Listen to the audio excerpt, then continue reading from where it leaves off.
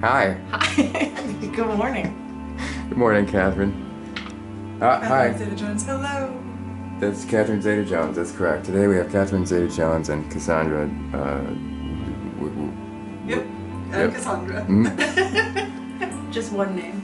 She was a Greek prophetess. It means both helper and a fool. That is true. We're in good company this morning then. That's great. If you don't fake it, then you're cool. Wait, Yeah. Here we are.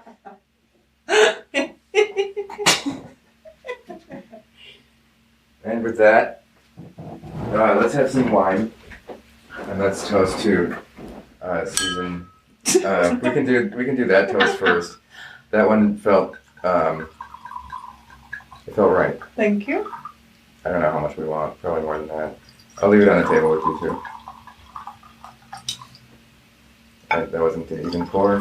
This is my first day on the job. It's a new season. Yeah. I just started working at this restaurant, and you see, I'm pretty sure I'm going to get fired any day Oh my gosh. So this is season 2. But we really didn't cheer, so can you come back here for a moment? Oh, I thought that was the glass. No, Thank you. that was the bottle. We can do this.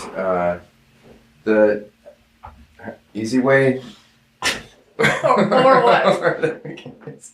Cheers. Cheers to toast and To 2023. to 2023. And season 2. Mhm. Season 2. Okay. You do have to drink a sip after the toast, or it is Here we are. not real. Thank you. There you go. That means much toasting will happen on 2023's season. Okay. So, we're only 1 hour behind schedule, just so everyone knows. Great. It's been my last few days. I had a photo shoot where I was supposed to do somebody's hair. And I was like, let me know. I was actually cleaning that guy's apartment with a crystal light. And Propel guy. I was propelling him into cleaning. Wait, Crystal Light. Yeah. Is that like the Kool-Aid? Yeah. Kinda. He Yeah, went in the More kitchen fake. for like 4 seconds and we have a new lamp. that's what it was. Yeah. Okay. So I was like, let me know when you're leaving. I was about the same equidistant to my house we were meeting at. And an hour late she was. So I called the photographer and I was like, which of these do you prefer? Do you want us to be on time or do you want her hair to be perfect? And he was like, you need to be on time. And I was like, okay, great. So she showed up and I was like, let's go. She's like, you're gonna do something in my hair. So well, you're late. We didn't have time. I did something to her hair. We were still early.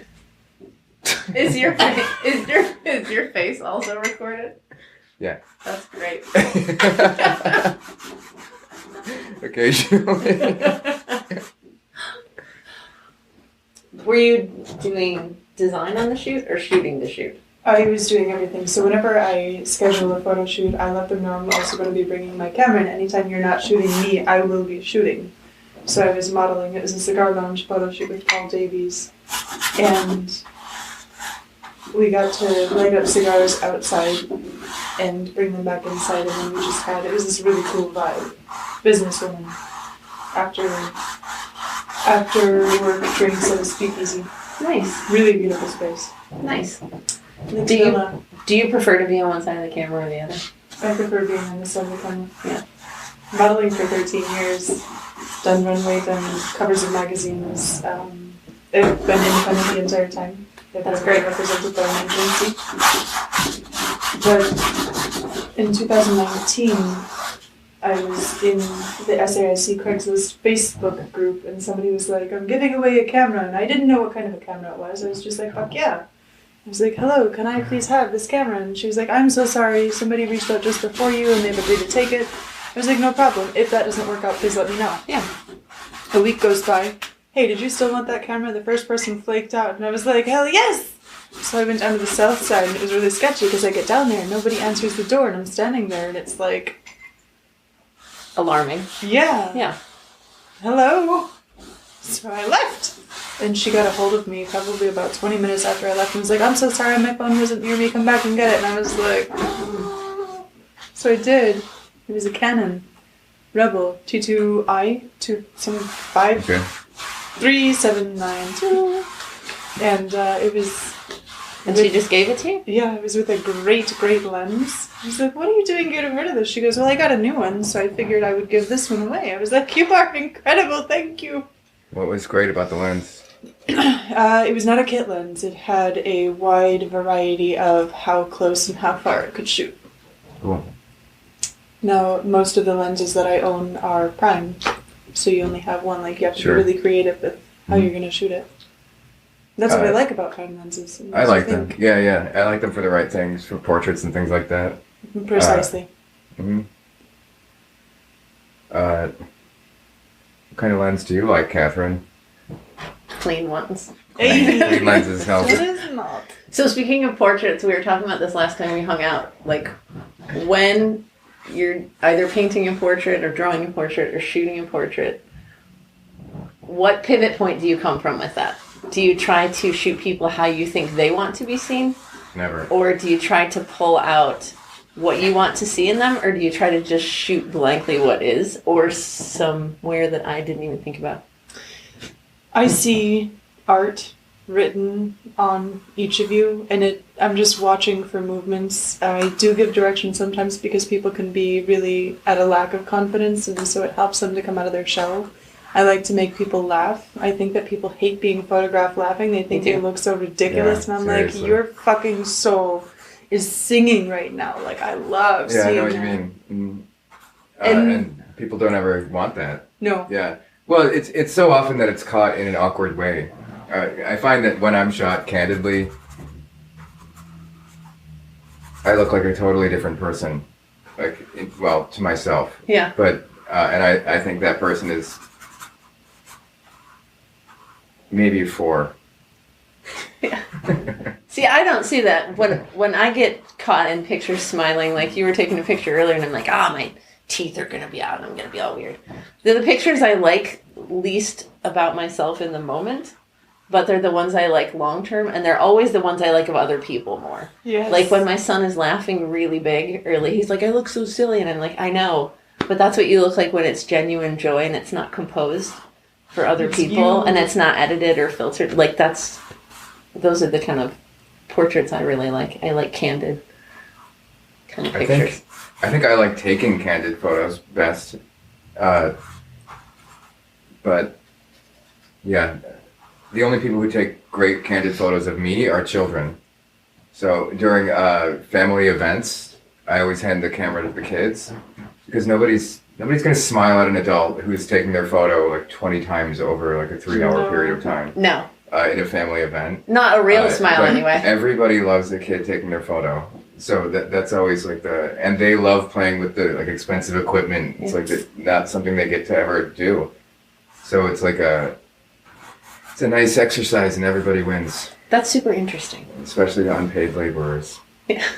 My children both do photography. My 5-year-old Lionel, he's been doing it since he was like 2 or 3. I've got some amazing pictures of him because I had the 2 cameras. Yeah. And Iris, she was not into. She gave me so much shit about trying to get her to take a picture. Hey, can you take a picture of this? And she's like, I guess. And then this year for Christmas, she was like, I have something that I want for Christmas, but I'm really nervous and I'm kind of ashamed and I'm scared to ask for it. And I was like, what is it? And she was like, I want a camera. And I was like, why would you be ashamed of that? I said, what kind of a camera do you want? She goes, well, I want a Polaroid, but I also want a video camera. And I was like, I got you. Can't buy the video camera just yet, but I'll get you the Polaroid. That's awesome. Do Yes. they take a lot of pictures? She exhausted the entire film stock, which was a lot. Yeah. In the first 2 days. Yeah. Yeah. That's kind of great. Do you remember the first picture that you took, or the first photograph you took that you were like super proud of? Yes. I do. Do you want to tell me about it? You're like, not really. You're like, not really. You asked a very specific question. I answered said question. Do you remember it? Yes, we're done now. Sure do. It's I'm like I'm gonna try to describe the original picture that was the inspiration to me. I'm a pony girl. Not a lot of people know what that is. I love to pretend I'm a horse. I love to be like run around and trained and shown off, and I like to go completely inside of myself and not talk to people and have somebody there who's a handler, a master, an owner, a protector. And they are doing the talking for me. If somebody walks up and they're like, "Can I pet you?" I'm not saying shit to you. You know, it's the person next to me that you have to talk to. I was 18 the day that I found out that I wasn't alone. But there were other people. Like, I have been practicing pony play since I was fucking 10. Like, I galloped. I was the 16-year-old horse girl that would gallop around the school and fucking neigh in class during exams at the teacher's request. Which is, I think, maybe a whole nother story. Yeah. But I was searching for saddles because at the time I wanted to make a human saddle. And I was not having a lot of luck in finding a human saddle, but what I did stumble across was a black and white picture of 6 pony girls in rows of 2. You said And bunny? Pony girls. Pony, What got the it. hell, man? What- Bunny! Just wanted to double check. When's the last time you saw a saddle on a bunny? I'm about to make it. I'm sure I've seen one. Some Disney movie, maybe. So they were wearing some kind of a design and harnesses, and they had bits in their mouths, and I was like, I'm not alone. So I don't know who created that photo. It's very Helmut Newton, Cool. but it's not claimed by Helmut Newton, so I don't actually know who it is. But that was my, I'm going to do this. So I started making harnesses in the beginning of the pandemic when they sent out those checks. I took care of everything, and then I was like, how could I invest in myself? And so I had never been able to afford harnesses. And I was like, I will buy a half a cow. Yeah, the tools that I need. So I made harnesses. For the photo shoot that I organized, I also did video for. I made a short, and I put it to music, and I had 6 people that I barely knew come together for me in like negative 20-degree weather in a fucking mesh bodysuit and these harnesses that I made for them to walk. And the one picture that I got was so akin to that original image that I was like, I've done it. Like, this is the pinnacle of my career. This is going to be my favorite picture for the rest of my life. Again, it's amazing. I don't know if you know Maggie Hall. She runs in our community. Yeah. I've drawn her one time. You better have. She's incredible. I think I just posted it here. That is my tribute to that image. That's beautiful. What is her handle? Magster? I think Magster 92. Mm-hmm. She's tagged in there. See, that's a smile. That's a genuine smile, too. She was happy to be indoors. It was fucking freezing outside. People kept walking through. I think there was a parking garage or something in there. So I remember seeing those. This is really, I think this really is our first time meeting it. I'm pretty sure. You and I? Yes. I think so. So I found your work online. Which work? The work of you being photographed. Okay, the modeling I think, work. yeah. So then I found the harnesses that you were making, and I just kind of saw that over the years. Never engaged with it. I just kind of was like, I'll probably paint her someday. Here you are. I know. You guys have never met before? No. Which is great, and that's one of my favorite ways to have guests on the show too. It's pretty fun. When I walked in, I 100%, I'm like, they're old friends. No. Like, you're just very comfortable wherever you go then. You're like in the kitchen doing dishes and setting things up. Exactly. I thought maybe you'd already been here. Like, I didn't know what was going on. I just walked in blind. I had 5 minutes before you. Well, yeah, you make yourself comfortable very quickly. I admire that. It takes me a minute to settle in sometimes. You, maybe not so much. I mean, I started right out with my foolish head, too. So it was like... I'm with you there. I'm kind of like a clown, I don't know, when I meet new people anyhow. Unless they're horrible. Then what's your reaction? I'm more like a mime. Oh, all right. Yeah. Yes. Yes.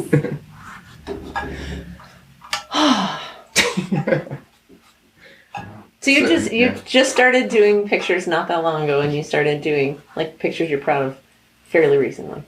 Yeah, this was from 2019, so it was the first year. It was in December.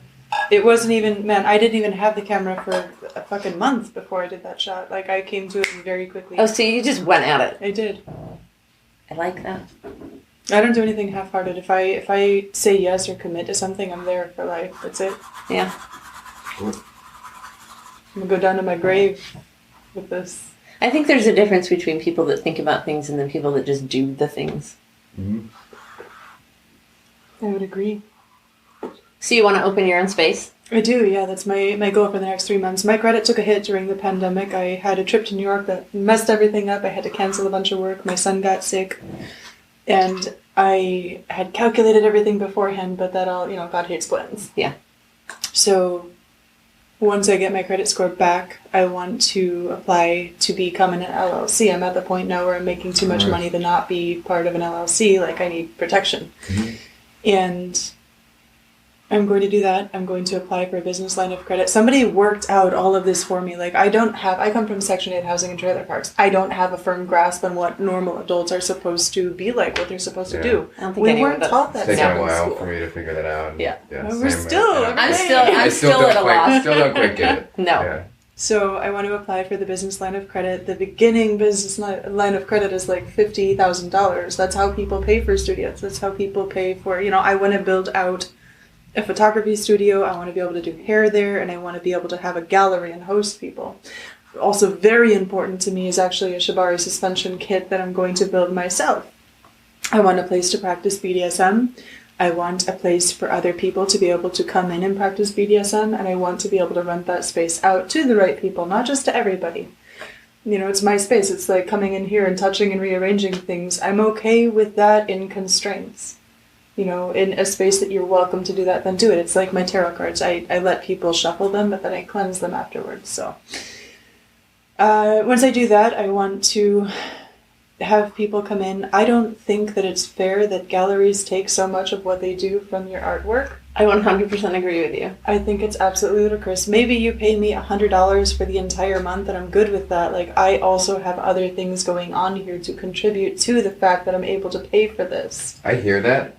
I also recognize that they have rent to pay to Right. create a community space that they're inventing from nothing. Yes? So I respect them. I also need to be sure that they're earning that 50%. Otherwise, it's like You're giving them something for that's a nothing. lot. That's a Yeah, lot to be given. 50% is fucking stupid. I think it's 30% insane. I is can't believe that's stupid. the standard. 30% is totally reasonable. I think it's crazy to me because until the pandemic, I owned and operated a gallery and tattoo shop. Mhm. And that was one of the things that always got me too, because at the time I was partnered with a painter. And, you spend all the money on shipping the pieces, the canvases, the materials, the time, all of it. And that comes out of your end entirely. Yep. So it's not 50-50. No. It's more, it 80-20. Oh, almost. It's easily. fucking- easily. And that always Yeah. really bothered me. And coming from like the point of wanting to support art and artists and building community, Mhm. like that just seemed to make no sense to take more money. Like you can offset that by doing events or, donations exactly or right. Yeah. like investing from other ways. Offset. I can't wrap my head around that. I don't know what that would be like. It seems like that was so much of a headache. You What, have the to gallery? have Yeah. the right network of people as well. Like, I have the right network of people. I was just inducted into this group of Chicagoans that runs a coalition for artists Oh, and cool. funds them, like puts money in the hands of artists. So Yeah. I one of my biggest things is to connect people, and that's what I want to do. I want to help you build your network. That's Same. exactly This how is- I looked at things. Same mission. That's Yeah. good.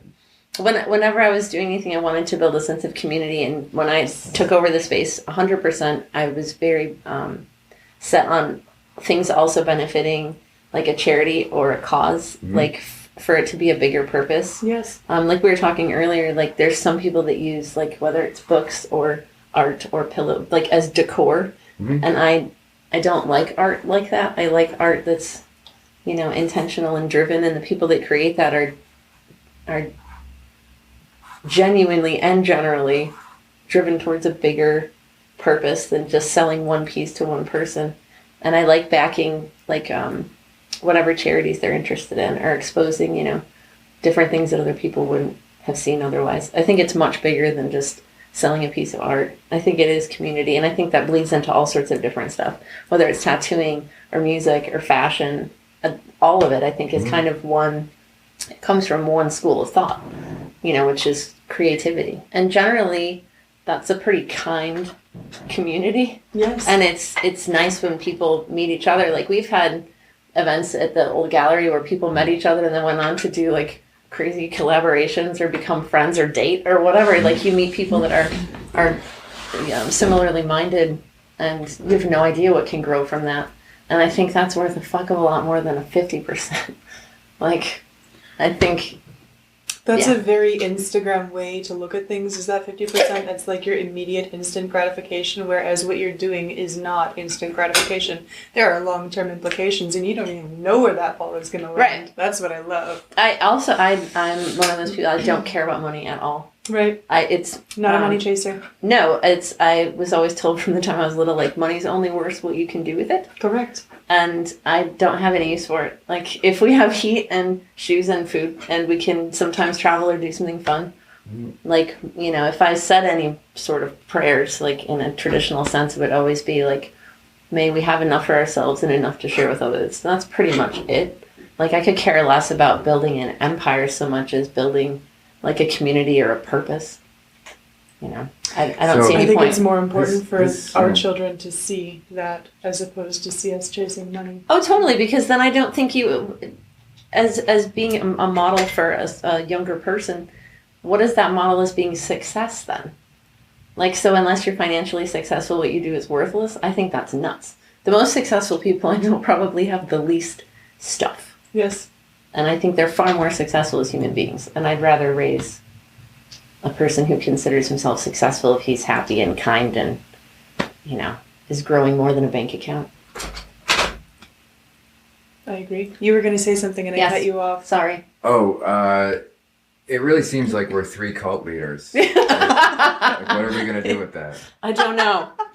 But I'll drink to that. Exactly. Yeah. Well, but it seems like we have three different cults, maybe. But theoretically, we've got similar visions. That's what I mean. It's like there's some bleed over.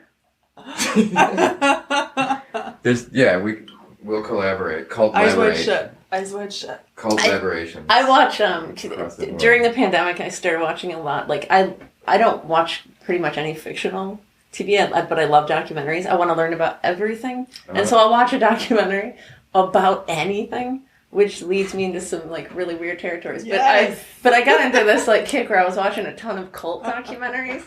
We all I know. I think everyone started to get a little weird, you know? Not that I wasn't already a little off, but the cults in and of themselves they don't usually start out bad. No. They just get bad. Yes. And usually it's no offense, but people. like, yeah, normally it's like men take it for power and control, and somehow it always turns into like sexual abuse and money laundering. I don't know how. But the basic premise of like living together with a group of people. You know how. I do know how, actually, yes. Well versed in that. But the basic premise what is the basic premise of people living together for a common purpose and like working towards a common goal? That. It's fantastic. If you could just somehow avoid the train wreck that inevitably happens, it's not. Women need to be more in power. No offense. That's fine. I agree. Although I did just see a documentary about a woman who ran a cult and it went real sideways. Which one was that? Yeah. No, it's a documentary I just saw called, I think it was Orgasm Incorporated, where she ran like a sex education and female empowerment, but it ended up being like, you know, where you pay. Was she selling the videos? Okay. Yeah, and like classes and it got weird. I haven't researched any of it independently though. So just other than that one documentary. Incorporated. Yes. Got you. It can be pretty, I mean, I always tend to try to look into alternate viewpoints when I watch any documentary, because you understand, like we were talking about earlier, like whether it's portraiture or whether, you know, you've had a documentary done about you, it's that person's vision. Right. I try to understand that that's one capsule of thought. Can we talk about that at all? What? The documentary. You said you had a documentary made about you. Yes. Do you feel like talking about that? Depends on what you want to ask. All right. Do you feel like talking about that? It's okay with me. Throw some questions at me. What was the documentary about? What was it called? Oh, I am so sorry that I'm going to do this to you. You don't remember? It's called Model Life Cassandra. I didn't design the name. I actually asked the producer, I was like, how set are you on this name? And he was like, I created it. I was like, okay, it's great. I don't really like it, but I'm willing to stand back.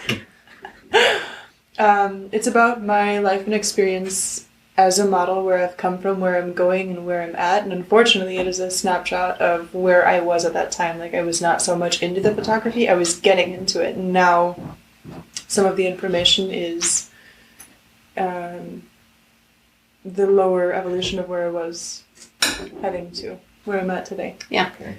But Cool. How long ago was that made? 2019.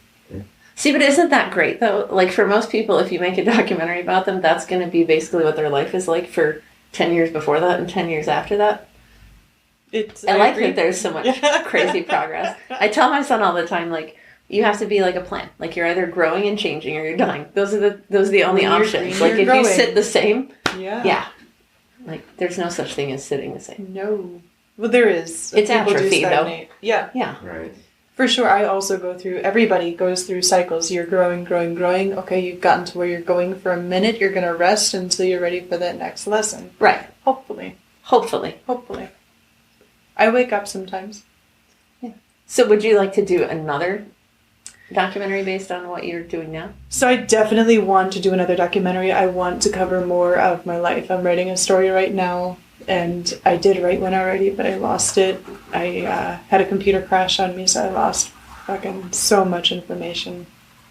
But I've lived a very unique life. I've come from humble and meek beginnings. I was the first person in my family to graduate high school. I was the first person in my family to go to college. I dropped out of the second college that I was studying at, Michigan State. I don't need a degree to play with horses. No. So my dad died at that time. I was 17 when I started college. The second time. I did dual enrollment the first time, but when he died, I quit going to college and I started stripping for 2 years. So I went through like a whole change of who I was. I let everything from before go, and I was like, who do you really want to be? And at the time, I think I needed confidence. I think I needed to understand how to talk to people. We are very similar. Magic. I know. So you put together some little magical fucking So I'm sorry, continue. No, that would be more of, I would like to be able to openly talk about all of that stuff and not have it be a stigma surrounding how we grew. Yeah. And it's okay. It's totally okay to be a stripper. I had so much fun as a stripper. It was fucking amazing. 100%. 2 years. I think people are really shy about things in odd ways. Some of the things that may not be the most palatable for wider audiences are some of the things that have been the most enriching for me. Yes. And I give no fucks about No. that. Also, I'm not shy. Like, any question, and maybe this is like not what everybody would do, but I answer every question my son asks honestly. As you should. Because my grandmother always said, like, if you're old enough to ask an honest question, you deserve an honest answer. And I feel very much that way. So when he asks me about, like, anything I've done in my past, whether it's drugs or sex or whatever, I always answer him honestly, like, with not too much detail being inappropriate. Of course. But I'm always very honest with him, and I think that when you get rid of some of the stigma, you can more easily share the lessons you learn in those spaces, which I think is great. It's awesome that you're writing a story. Thank you. I'm writing 3 at the same time. I often read 3 at the same time, so. Of different genres? Yeah. Yeah, I do the same thing. Nobody I can does. read like one psychology book, one history book, but then there has to be something in there that's just like I can blaze through that's fiction or magic or something else. Yeah. Exactly. So coming from there, going toward, I stopped going to Michigan State. I became a stripper. I moved around. I was very nomadic. I was invited to join a traveling band of gypsies when I was 18. I did. They stole from me. Did they call My- themselves that? What? Did they call themselves Yeah, that? they were in Hungarian. Yeah, gypsy. That's Lucius a Kane. loaded topic, I think, right? I Is there a get thing that we're not sometimes supposed to people say? who are not People okay correct you with when you say that my word? name on Instagram for photography being Gypsy Visions, but I still identify with being a gypsy. I am nomadic, I'm open sexually, I'm poly, pan, sapio, demi. I'm always studying people. I take what I need from the places where I can, and I give back to the community. And that is, I mean, I open people's minds in the ways that they come to me asking for that. Yeah, I don't use the term derogatorily. I think it's I'm okay sure for you me don't. Yeah. because of where I come from. It's usually I people- don't get offended by people who would say gypsy. Yeah. It's just a word. You only Yeah, give I hear it that. power, and that's how it gets its power. I don't give it that power. That's a difficult one. What? Can I use that word? I wonder. Gypsy? Yeah, can I? Say it. I don't dare. Say it. I wouldn't dare. Say it. Say it. Do I have to beep it? No, say it. I'm just sitting over here drinking my coffee. Gypsy. I was Thank pretty you. sure.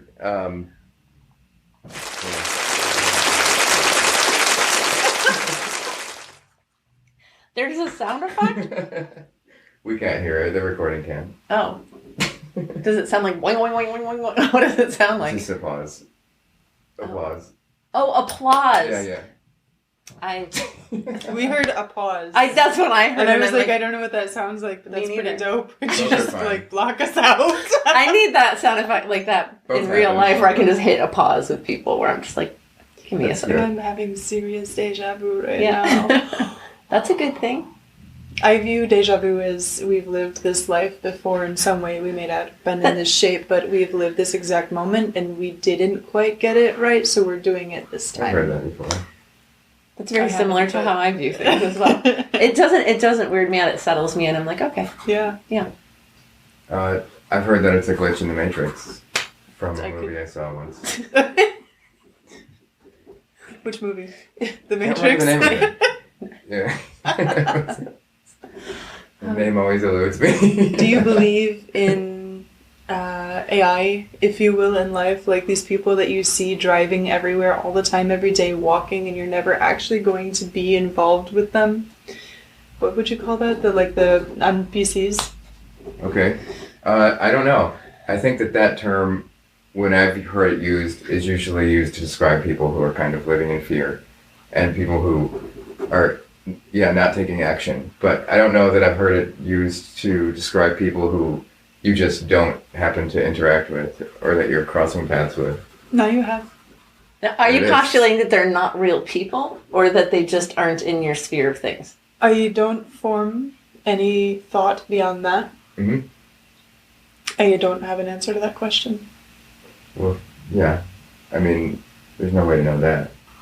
And it was like my NPC became a person. So I've Crazy. experienced both sides of that. Mm-hmm. One who never does become a person, and one who always was watching me.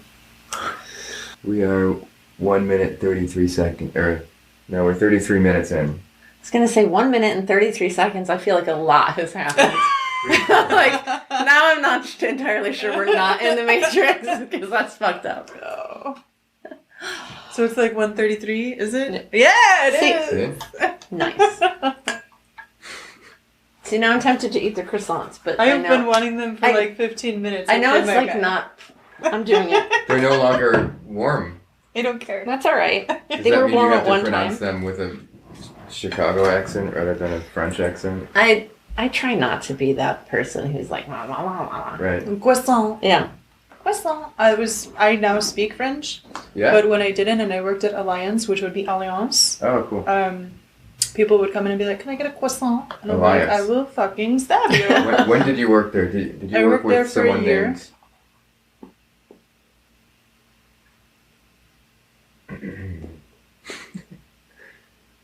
Can't remember her name. I've just spaced on her name. I thought you were deciding whether or not to say it, and I was just super No. fascinated by that. Sometimes that happens. We don't ever hang out, but you know we've hung out a handful of times. Nora? Doesn't matter. Let's not even worry about it then. Well, she's an artist, and she was the assistant of Kate Lewis for a while, the mural artist. Amy? Rush? That's her. Yeah, I have worked with her. Her and I are good friends. Cool. Yeah. Great. That's neat to know. Glad you knew that. Her That worked partner, out. her ex-partner, Sorry, Amy. did my tattoos. Okay. Cool. Tell me about your tattoo, if you want to. I was contemplating a divorce, and I elected to get it. And the first thing that I did was get tattoos to remind myself, that's life. One day at a time, make it happen. Stop trying to plan everything and go with the flow. Mm. As I stood at the altar, I knew that I was making a mistake, but there was something in me compelling me that I had to do this. I knew, standing next to his fucking son, I knew that I was going to divorce him. Just didn't know how long it would be. We lasted a year. I moved out. We lasted another year as separate, and then finally I was like, I can't come back to you. I want a divorce. So we got divorced 7 years ago. Crazy. Congratulations. Thank you. I tell people that too, and Me they're always too. like, they're so weirded out by it, and I'm Yeah. like, you don't understand yet, but you will. You'll get it. Hope not. Shit. No, not you. I'm not threatening it at you. Like, you're gonna get it. You're gonna I get just- a divorce. For me, it's been incredible. Like, it's probably been one of the hardest, but one of the best things that's ever happened to me. You decided to love yourself more than Yeah. somebody that was fucking hurting you. Yep. Yeah. And make different priorities and just, like, burn the world down to make it right.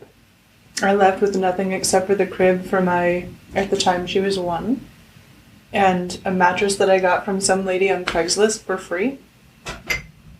And I slept on the floor on that mattress.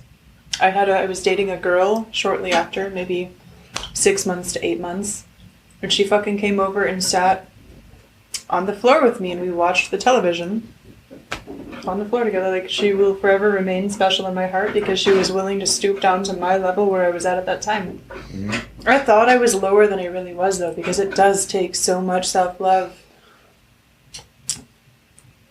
to want to give yourself that. Yeah. It was one of the hardest decisions I have ever made in my life. There's a lot of stigma surrounding divorce. There is, and I too. never wanted to be divorced. No. Like, I waited a very long time in the relationship before even Yes. getting married, and then a much longer time after that before deciding to have a kid. And I thought, well, this is it. You know, we made it to like 20 years, and I thought, like, we're golden. No, not so much. But I will say that I think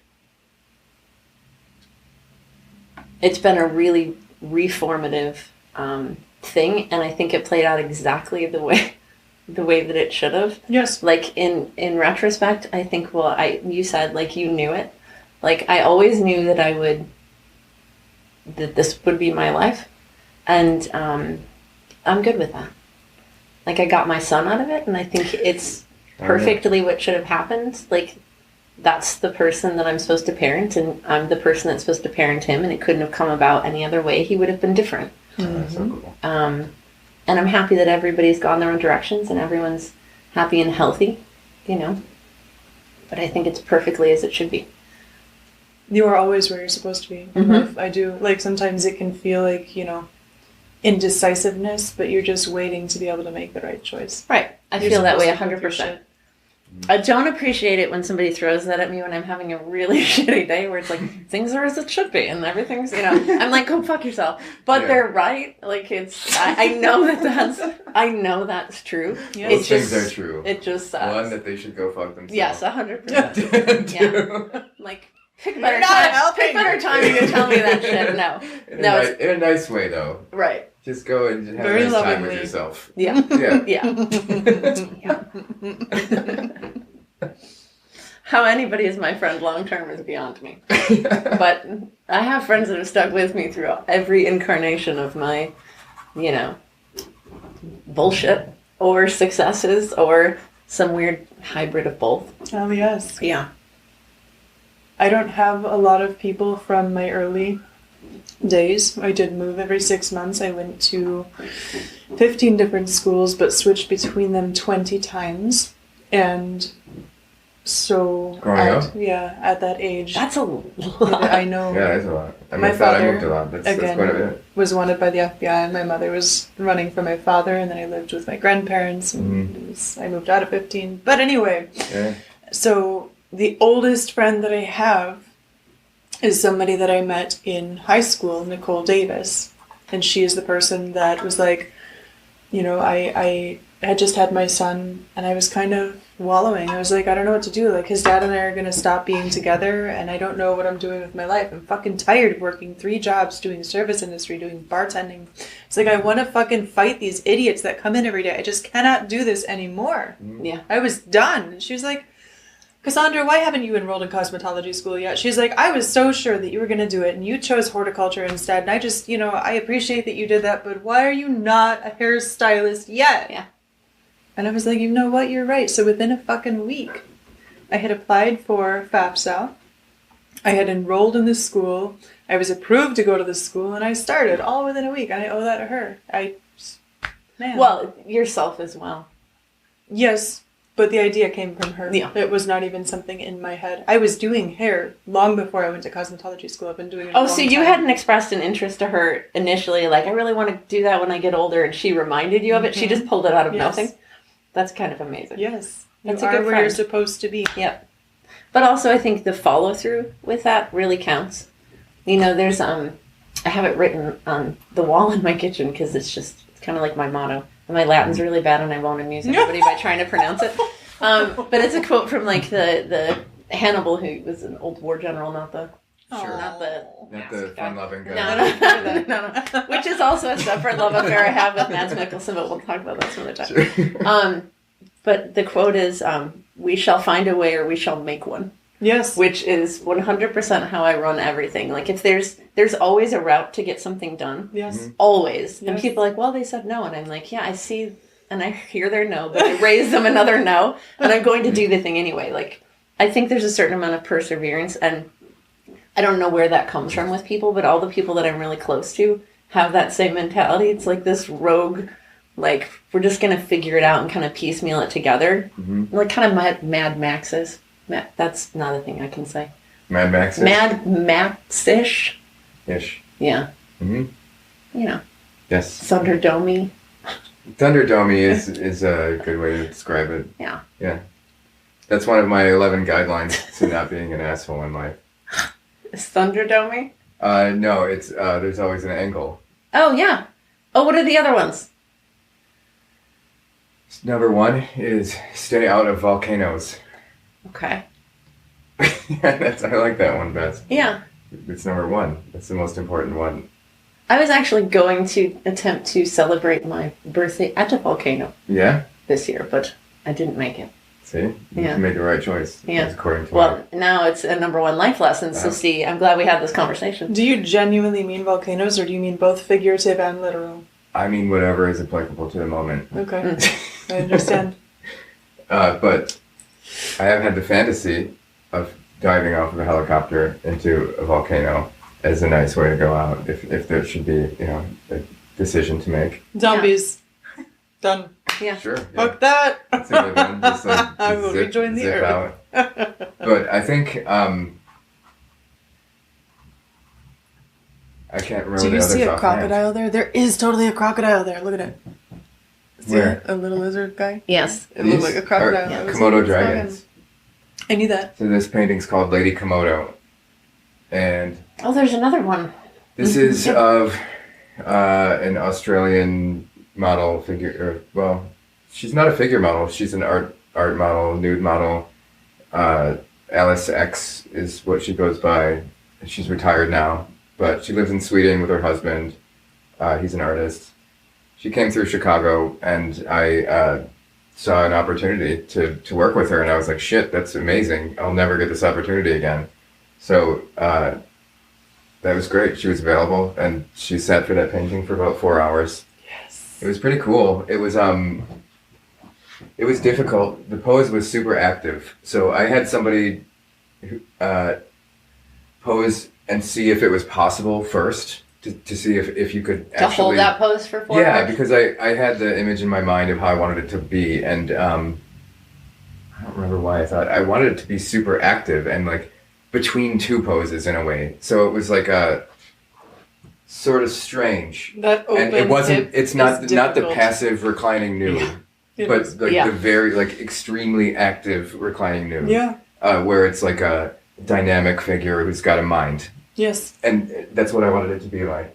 So under this foot, I had a little thing to stand on. I had a stick going up with a pad on it to support this knee. Oh, that's very helpful. And then this part was like pillows that didn't work as well as I wished it would. I didn't have any kind of wedge thing or anything like that. And she wound up posing for the top half for like 15 minutes or so.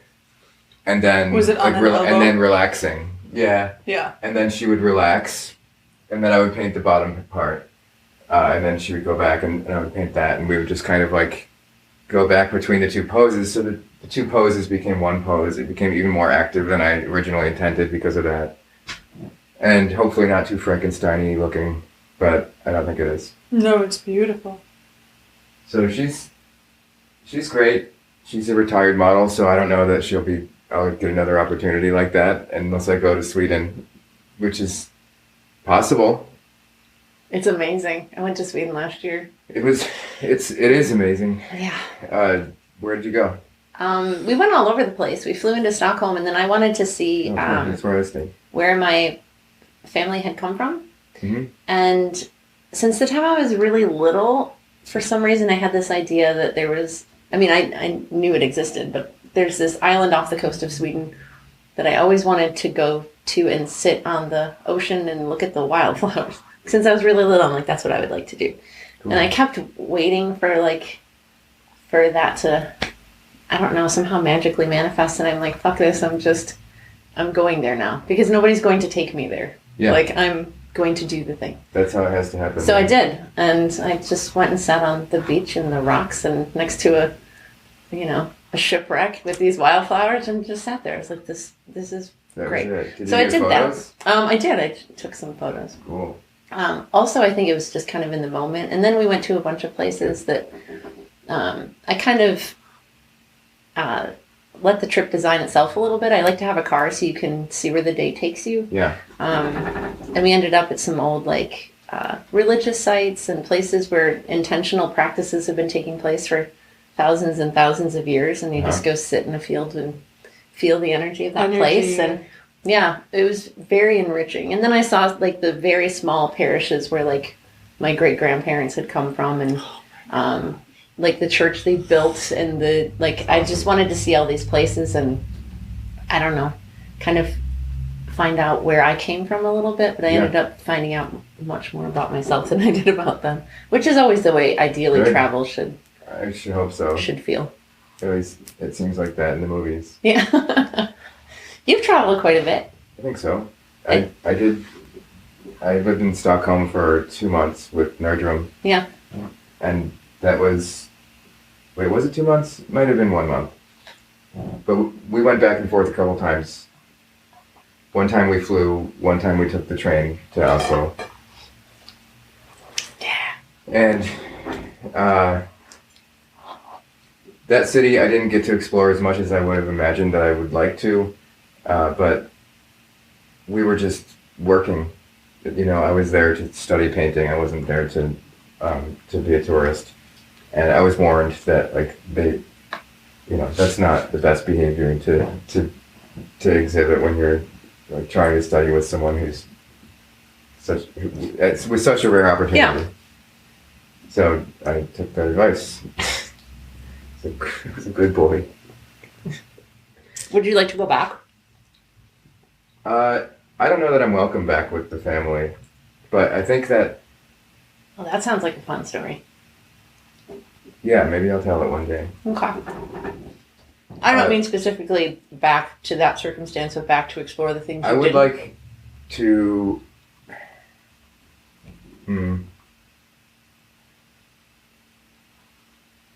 maybe I'd like to see, not really Sweden, no. It felt like I didn't have a specific connection there. I found out through genealogy that I do have Swedish and Norwegian blood. But I think that's evident. yeah, I think that's what I've heard too, that everyone just kind of seemed like I fit in there when I was there. Yeah. And then German also. So it's like it's not likely that I would go back to Sweden unless I were there to do something work related, I think. But Germany I'd like to go to. Germany's an interesting place. Yeah? Yeah. You've been there then? I have.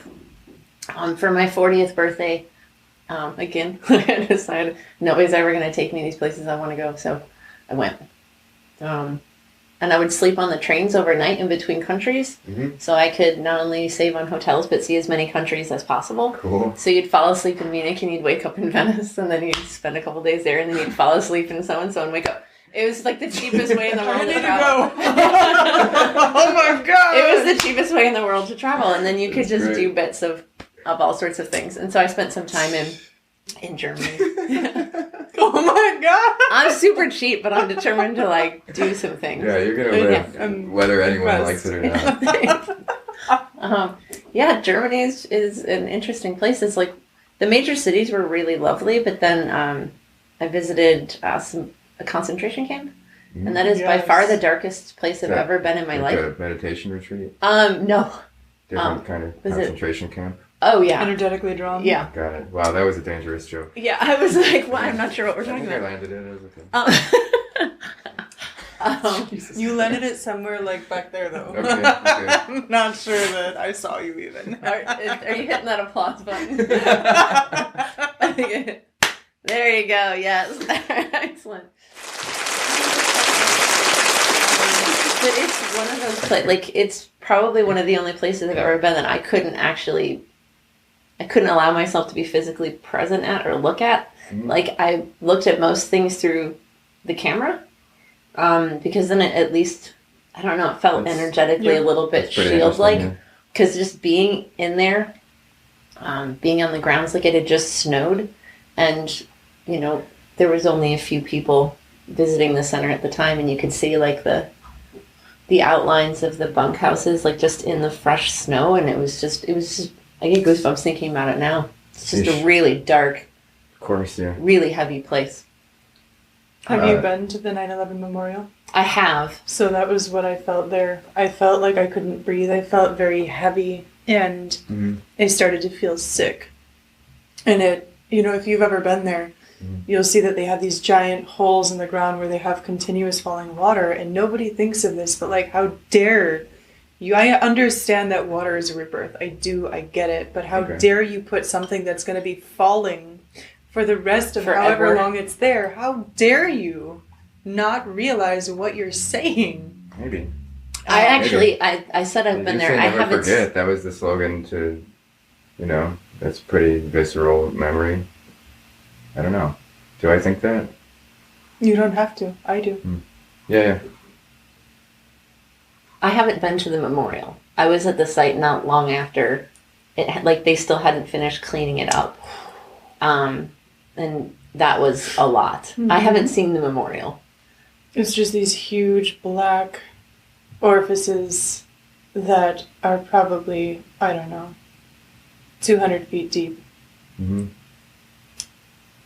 And they have names along the outside, and some people, like, I have some pictures of roses next to people's names, mother and unborn child. Like, it was a heavy place, and I didn't realize how heavy it was until I was finally leaving. Like, I couldn't stay there. I felt so not good. I felt everything they felt. Yeah. Are you sensitive to environments? Yes. Do you find that you're less sensitive to people? No. You're very sensitive to both? Yes. A lot of people I know, they're either more sensitive to environments or they're more in tune with people. Like, they kind of pick a lane. Do you find that to be overwhelming? Yes. Yeah. Sometimes. Yeah. It's important to clear your energy, and I've even been teaching my daughter how to release energy that doesn't belong to her and recall her own energy. Well, just even being able to recognize the difference between your own and somebody else's, it's a skill that most people don't exercise. That's exactly it. They all have it. Exactly. It's my nice way of saying that. All right, what's your second rule for life? No volcanoes. I wish I had them written down. If only there were a blog post where I had written all of these places in one. Oh, are there? See, now I can pull my phone from off camera and read them to myself. Triptycho is the blog. Triptycho? Triptycho.art. Heard.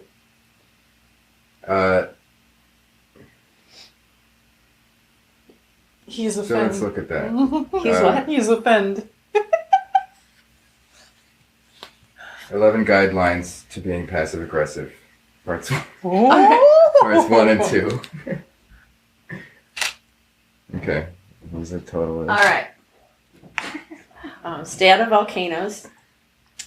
Let memories fade. 3 is just a question mark. Yes, that's right. I feel like this list needs a lot of explaining. What can you explain about that? Question mark? Yeah. Just, do you question, like, is it like a question everything, or like, I don't know, make up your own number 3? Be curious. All right. Question things. Don't do what you're told So unless you're... We're going to get married. Unless it's We're gonna good get for married. you. There it is. And next, Keep a careful gait. spelled G-A-I-T. As it should be. That's basically what it seems like. Yeah. And I think we referenced the word gate, just like G-A-T-E, originally, like a gatekeeping kind of mentality of like, be careful who you let in, but also walk carefully. So when I was in high school, I would ditch study hall classes and sneak off campus to go and visit my brother-in-law. He worked at the head shop up the street from the high school. And he would teach me some martial arts stuff and like... At lunchtime? Yeah, and about philosophy. And I would just kind of like sneak off campus to go do that instead of be like in study hall. I would forge library passes and then I would like sneak out. But one time when I was leaving, he said, walk carefully. And that struck me like he slapped me in the face. It was the strangest thing. Like when he said goodbye, instead of saying goodbye, he just said walk carefully. And I was like... It's a really interesting phrase. Carefully walking back to school, and I'm just like, what a strange thing to say and way to put that. But he's always been a martial arts teacher, and he had his own martial arts gym. And, you know, my sister wound up marrying him. I love him. He's an awesome brother-in-law. Are they still married? Christian, you're the best. But yes, they are. They have 2 kids. It's a long time. And that made its way into the guidelines through coded language. Speak from a caring place. Yeah, not a Karen place, but No. a caring place. Did I pronounce that shitty? No, I just, Okay, I just all right. wanted to say it. No. Okay. Yeah. I saw that thing go by. Respect the blue circle. Yeah. That's funny. Are you talking about the blue circle that you envision in your mind when you're meditating? Could be that. I think that, yes, mainly I meant it in that sort of way. But we somehow agreed that there was a blue circle around everyone. And Who's we? Space-Time Tanks was a sensory deprivation tank clinic in Chicago. It was in Lincoln Park. I worked there for 2 years, like at the desk. I didn't know that. Like a tour guide to the self. So it was like I would just bring people to the tanks and tell them why they didn't have to be afraid of this space, or claustrophobic. And he and I made this list together. Was we it would Eric? Go out. Yeah, Eric. Yeah, you know him? I do. Eric Olson. Yeah. I do. Yeah. He would love that I'm talking about it so much recently, and I really am. But is it still there? The guidelines list? No, I realize that. I'm looking at it. Space Time. It is It's not same ownership anymore, is it? not. He bought a new location, so they had to move locations. They had it in that spot. I think it was the longest running sensory deprivation clinic in the country or something. I've been wanting to do that lately. There are other ones. Some other ones opened that I can't remember the name of. But there are some around Chicago. So that was fun to come up with that list with him. We would get little like champagne buckets full of Stella beers, and we would drink those and come up with these.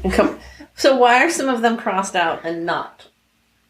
Because those appeared in the part 1 of the blog post. Oh, okay. So now we're on to the second part. Second part. All right. Half measures avail us not.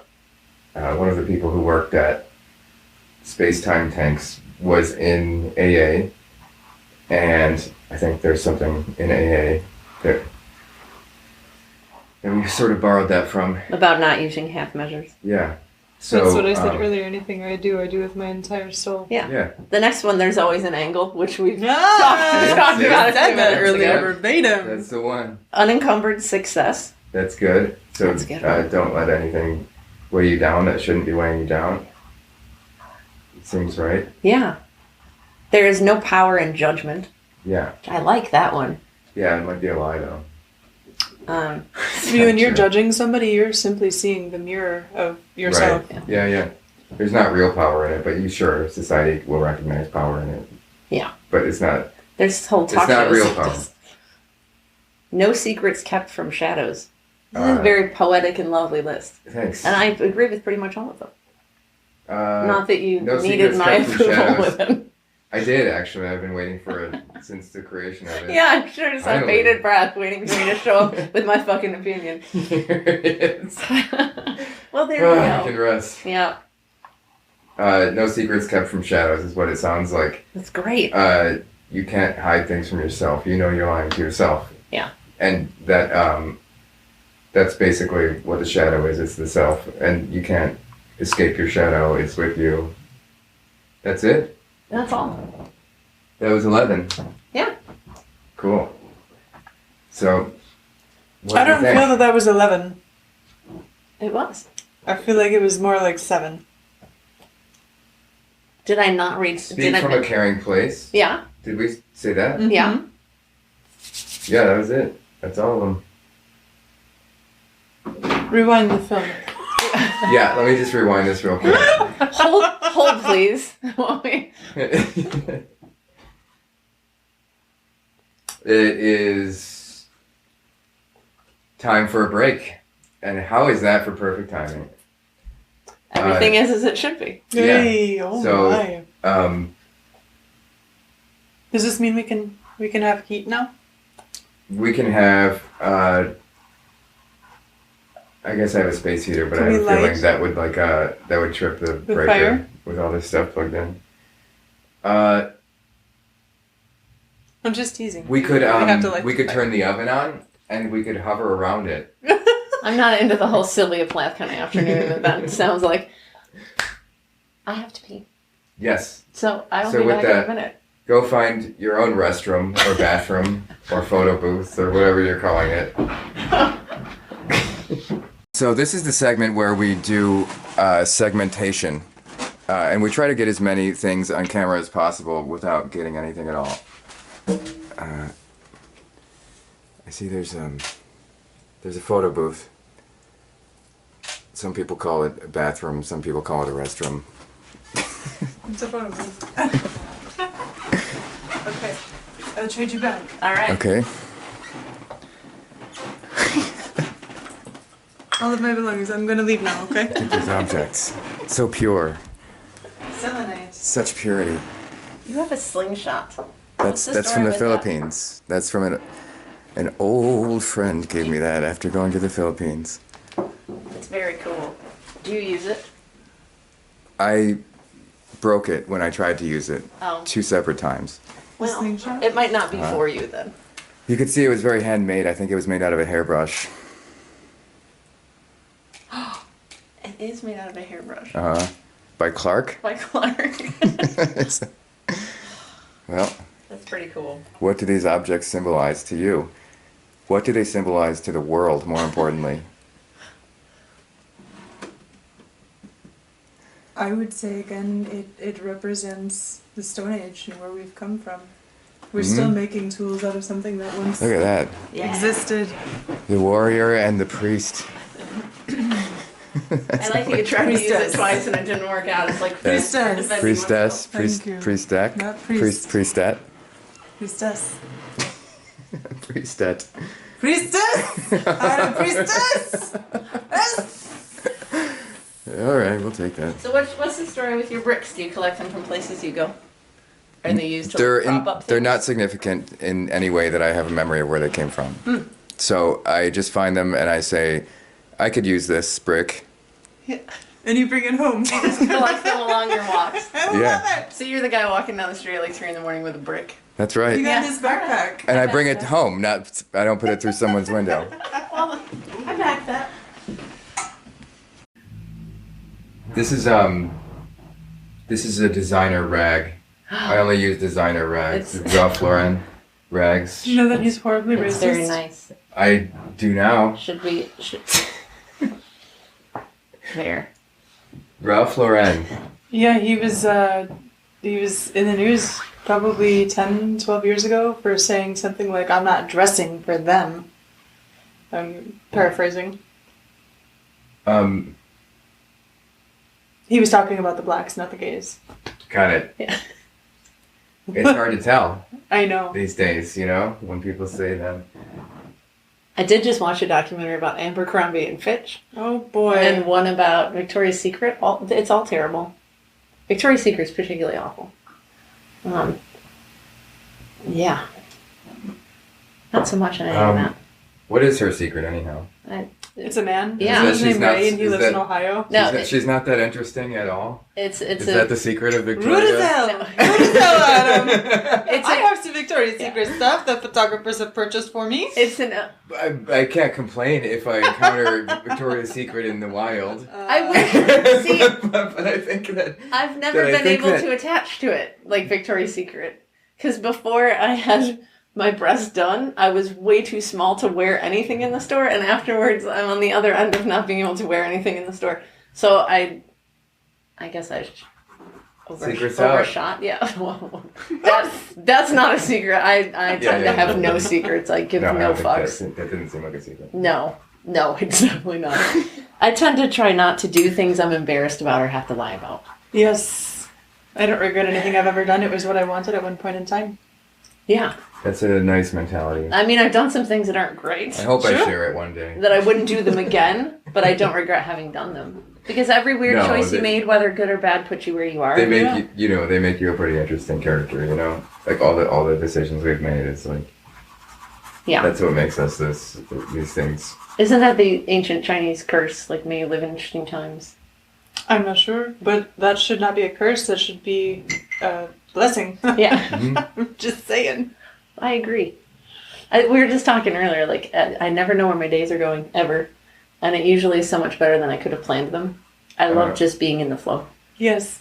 I did not do a lot of Same. research coming into this because I knew that I would just want to eat up the energy rather than have preconceived notions. Yeah. And I think the more episodes that happen, the more that... What I want to happen ultimately with this show, and what I try to do, and the way I try to treat each person on the show, is that rapport is assumed. And I should hope that one day the viewers will assume rapport also. And that's the point. Is that we really should... We shouldn't have to introduce ourselves like we're applying for a job at the beginning of every one of these episodes. And that job is just somebody's passive attention. That's a pathetic job. I don't want that job. It's just like I wouldn't work at that company. The passive attention company. Yeah. That's not a good job. I don't want that job. No. So this show is for assuming rapport, trusting guests, trusting not only like my curation of guests, but trusting that people are just fascinating in general. They are. Yeah. We're all fucking art. Completely. There's a lyricist I really like, and one of the things he talks about is this person that's not so good in life, and it talks about them constantly living the first line of their obituary. Oh, and so when I meet people that aren't like, I'm 43, this is my job, this is where I'm from, this is how I'm, like, when people aren't those little facts, I find them much more interesting. Uh-huh. I have 2 things to share. Number 1 is that I forgot the first one. So you have one thing to share now. I'm trying to hold on to it. It's good. It's good. I hope it's still there. I don't ever ask people their ages. People ask me all the time when I'm talking about somebody to somebody else, like, how old are they? And I'm like, I don't know. They're timeless. Like, that is not a question that interests me. I would so much rather learn something other than your biological profile. Like, I'm good on that. 100%. I was just at a wedding recently, and I was meeting people I hadn't met before. And the person I was at the wedding with, and I were talking later, and it's like, we never ask somebody what they do for a living. God, I love that. We just, it's like, what do you love? Like, you know, any question to elicit any sort of actual information from somebody other than, like, you know, biographical or obituary information. Yeah. Right. I like that, though, the first line of obituary. I remember the first thing. Yes. Okay, so when I go, and I'm not interviewing at jobs anymore because I'm never working for somebody else again. Like I said, I own 3 companies. Nice. Whenever I would go to a job interview, I would not take a resume. I'm like, if there's anything that you really want to know about me, I'll tell you. Write it down. You'll remember me. Yeah. I'm not bringing you in. That it worked every time. Yeah. I did take my 7-month-old to a job interview once, and he hired her before me, but that's okay. That was Alliance. Funny. Peter. He's a horrible person to work for. He just screamed at me. Oh. Somebody else might enjoy that screaming. Maybe that helps them. I like it. So there's this thing recently that I've kind of realized about myself, and it's that I don't like people who placate my bad behavior. I don't like that. I don't like it when people tell me a painting is great when it's not, and they know it's not, and I can tell they're lying. Patronize me! I don't like it when people pretend that they don't mind the music I put on, and they actually hate it. I find it helps me to grow more when I receive criticism from people. 100%. And I think that people's aversion to criticizing each other is repulsive to me, and it is like a benchmark of a dangerous relationship for me. So I find the nice guy as the archetype is the biggest liar in the room. And I think that it's like there's no chance that person is as happy as they're pretending to be. There's no chance that they are as indifferent to the things that they're pretending to be indifferent about. Was that a sentence? That was close to I understood what you meant. Close to a sentence. I value the people. But I think that, that criticism, and when people let me know when they're unhappy, it's just sort of like, that's the benchmark for a good friendship, a good relationship, is not just an excessive statement of your boundaries, but I think that it's also, not that, but more so just letting the other person know when something they're doing is like just not of high quality, and you know that they're capable of more. It's like, all right, great. Well, we're close. We know that someone's phoning it in when they are, and the idea that we need to be supportive just 100% of the time and just kind of pander and walk on eggshells and give somebody this kind of I don't know, this pacifier in every interaction is like this is not friendship. This is not a helpful relationship. This is not a mutual respect. It's like a dismissive kind of action, I think, to just pretend that everything that someone we know does is good or to the best of their ability. I completely agree with that. I think that's a nice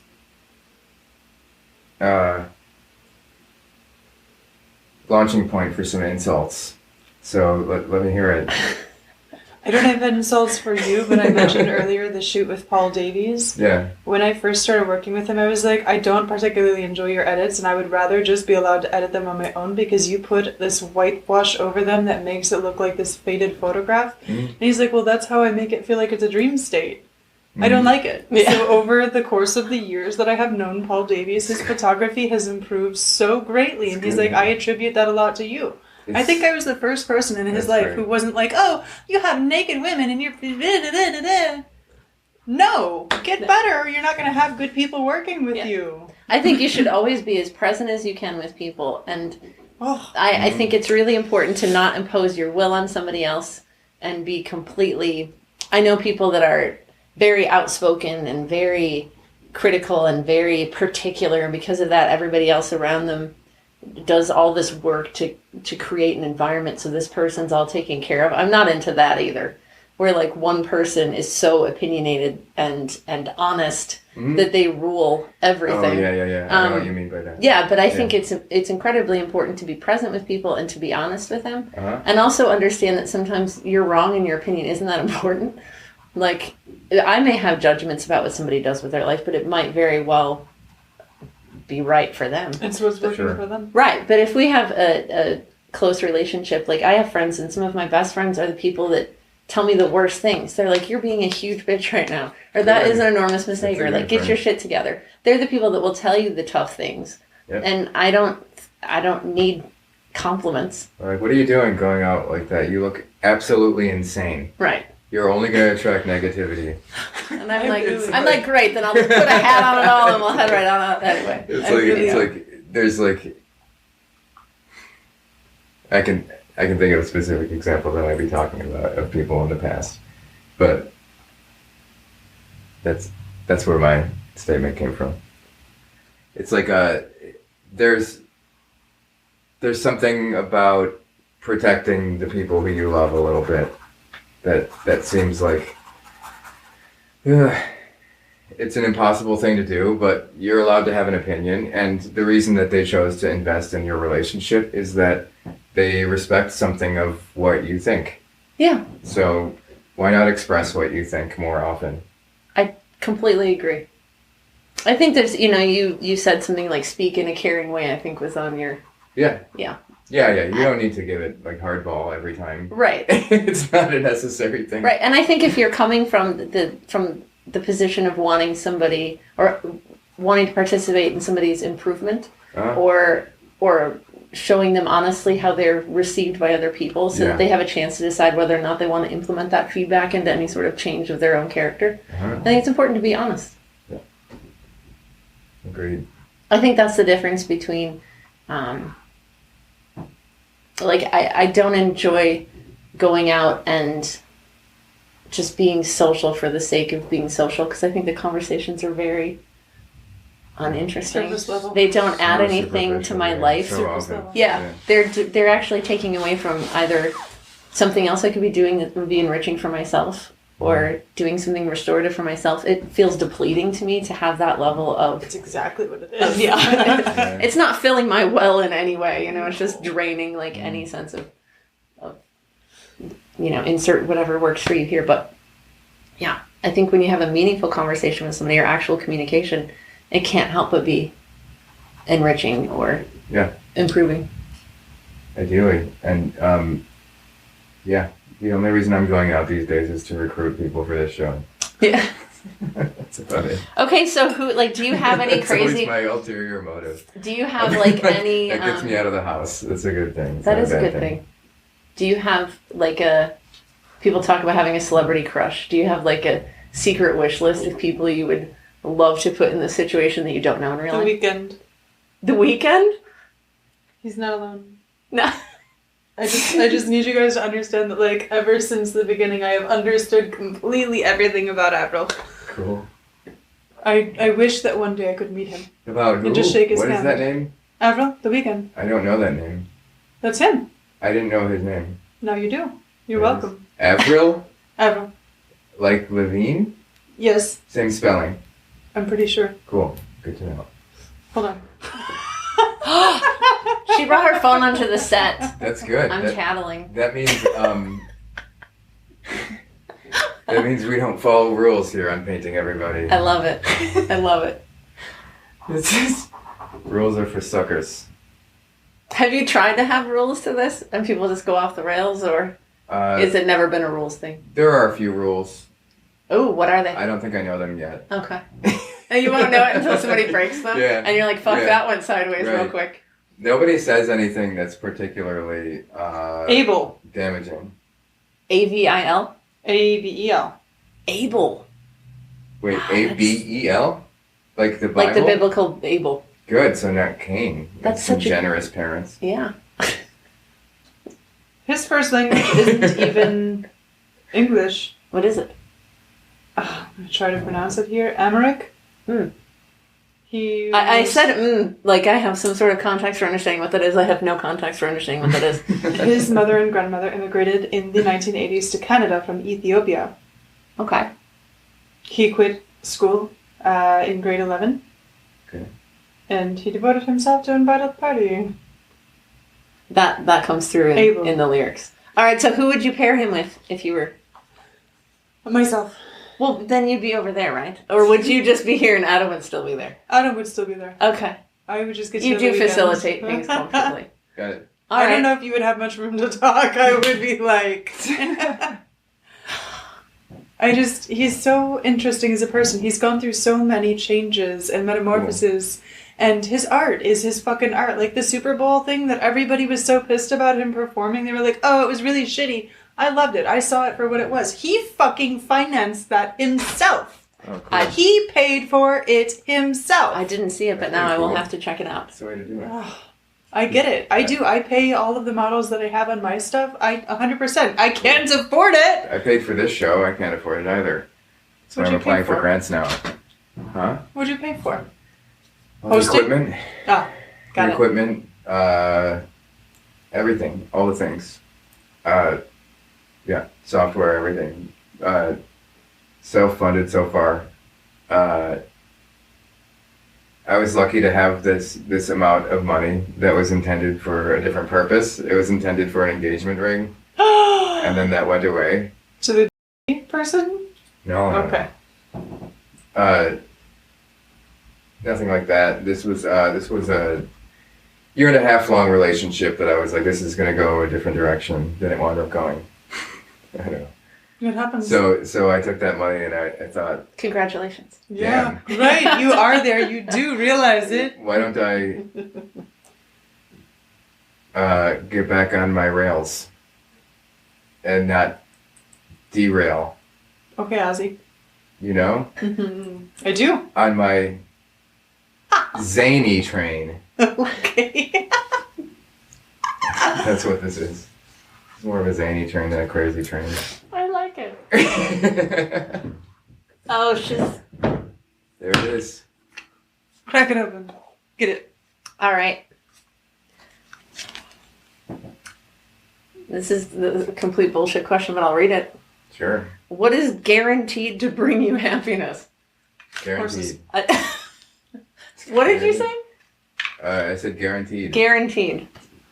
Horses. That's pretty good. It's a quick answer. I think you pick what brings you happiness sometimes. And I Yeah. think nothing's for certain. That'd So be my sometimes answer to it that brings- question. Sometimes it brings you unhappiness, you mean? Is that what you mean? Yeah, well, I don't think anything's guaranteed 100% to bring you happiness. And sometimes I find the most, I don't know, fulfillment and joy out of shit that doesn't make me, quote unquote, like happy. So I'd say nothing is guaranteed to bring you happiness. I think happiness is a foolish virtue. It's the virtue of the foolish. I think it's a difference between happiness and Because joy. it's fleeting. Yeah. Yeah, it is fleeting. And it is not a good, I think it's not a good virtue to be simply happy. I think it's the best virtue to be good. Or to live a good life. This is like an Aristotelian principle, right? And that if it's a good life that you seek, then you will ultimately be happy living that good life. But happiness as the end is a bad pursuit. It's a foolish pursuit. Because that's the pursuit of a heroin addict. And they're happy, plenty, enough of the time to excuse their actions. Yeah. I had my time period with that. I was pretty fucking happy and content. I mean, it's not compatible with life, but, Yeah. you know. Yeah. It's nice to have as a phase, I suppose. Sure, phase education, consider that like a school. Yeah, 100%. Is that the school of hard knocks? Is that what that's called? Or do you call it something else? It's the school of not and out. I don't think it's the school of hard knocks. Nothing about that felt very... Well, now we're going off the rails, as you said. Is this the question you want me to ask or the question you want me to answer? Both. Is there anything too serious to be joked about? What do you think? My defense mechanism is humor. So is mine. I have gallows humor. I used to work in the morgue. Yeah. I was suggested that I should be a deserologist on the first day of cosmetology school. Is it deserologist? And I was like, is that the vibe that I give you by two separate people? So I went to the first place and we ended up going on a field trip to the second place, which was their other cosmetology school in Downers. And my teacher was like, you should maybe consider deserology. And I was like, okay, cool. I didn't know what it meant and I didn't want to ask. I'm curious. So then I go to the second one. And the teacher out there was like, have you considered deserology? And I was like, what the fuck is deserology? Where you work on the dead. They won't ever talk back to you or complain. With the makeup? And hair. Stuff? But I will tell you that I have seen some very, very outraged people. Like, if you think a live lady from the suburbs is getting mad that you, like, picked the wrong hue or the wrong feathering technique or whatever, you have no... Like, a grieving family, like, if you make their relative not look... like they should, or sometimes you just can't fix. Like, May whatever. I share an instance of where that happened to me? I think you should. My father died when I was 17, 18. I think I had just turned 18. Okay. September 12th means a lot more to me than September 11th, no offense to anybody. But I didn't see him for 4 years before he died. My last memory of him is him dragging me backwards through broken glass by my hair. And I ran away and I was placed with my mother, and then I went through the whole, I moved out when I was very young. But I was told, I didn't have a phone at the time, I was going to Michigan State, and somebody got a hold of me on MySpace, which we didn't do. Not yet. We're going to do that now. Never too late. But she was like, hey, this is so-and-so, this is your sister's best friend. Your dad is dying, and maybe if you want to see him, you should definitely go see him right now, or you're not going to have a chance too soon. And I was like, let him fucking die. Right? No, I'm good. No regrets. Yeah. I wasn't ready to face him. Even if I had seen him, I still wouldn't have been able to ask the questions that I had and get any answers. There was no guarantee. So he did die, and I ended up going to the funeral. I hitchhiked there, and I hitchhiked back, but I did jump out of the car because the guy asked me for a blowjob on the way home from my dad's funeral. But while I was there, in his coffin was not the depiction of Jesus that I had grown up with. You know, he was a redhead, he had this wavy hair, he had these beautiful blue eyes. He was a man that was bald with peach fuzz that was blonde. And he was so withered and old looking. He had cancer. He had rhabdomyosarcoma, which was one of 2 in the entire U.S. who ever had it, him and a 6-year-old girl. So he was actually used in studies by Ann Arbor, by University of Michigan.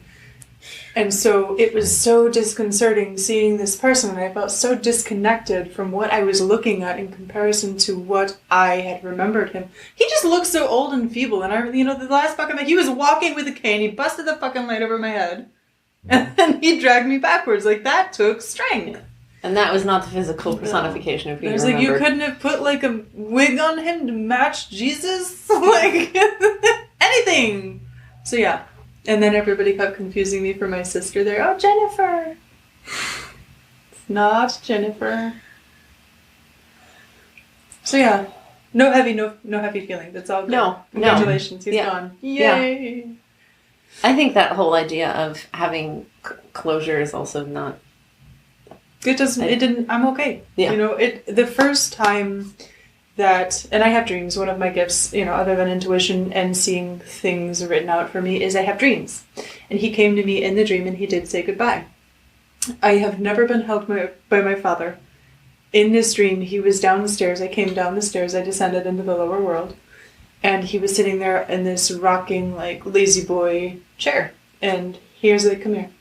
And I did. And he was like, everything is going to be okay. And that was my pleasure. That was all I needed. I let go. I knew the exact moment that he died. I was at Graham, some G guy. Yeah. It was like 4 apartments in one. It was the 4 bedrooms, but I was there at a party with them. And I just collapsed on the floor and I was like, my dad's dead. That's when I logged onto MySpace and I got the message. Not the first one that was like, your dad is dying. Yeah. This was the one that he just died. This is when the funeral is going to be. This is where it's at. And I knew. So we still had a connection. Even though there was, no closure, no real... Mm-hmm. Yeah. Yeah. Jesus, can you imagine growing up in a house where you're like living with fucking Jesus No, and I you're super afraid to can't. sin? No, I super can't. I grew up in a house full of like law enforcement, so we had fucked up. We were the opposite. We were Yeah. the people he was trying to get. Not me. Legitimately. I was just minding my own business. It's kind of what I was doing. I didn't know that he was wanted by the FBI until after he was dead. That's. I didn't know the boats and the cars and the semi-trucks and the houses were stolen. And the sand. $10,000 worth of sand. This motherfucker. I swear to God.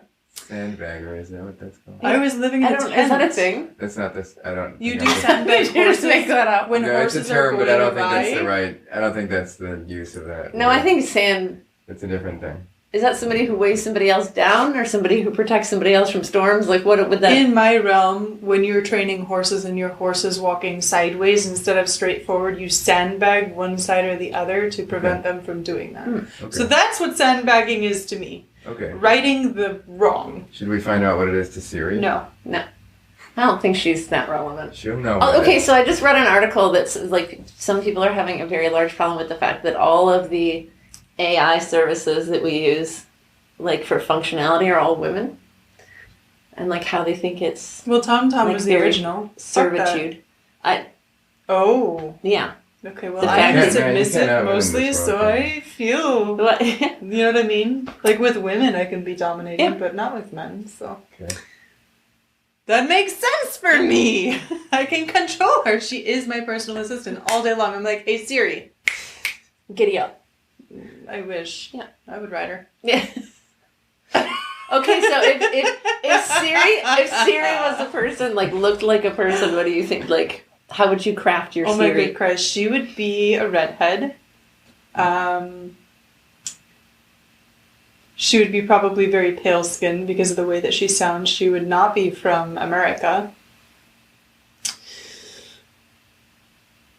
I would say probably short rather than tall because she has a confidence that comes within and she's adept.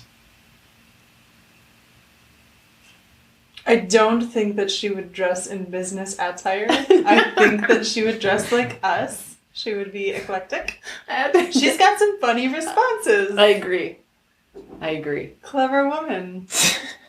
My son reminded me that I don't have to thank her or say please I get say me. both. I Fuck do. you. I say please and thank you. I do tell her to fuck off sometimes as well. She doesn't like that. But now I'm going to picture a really fun little sprightly.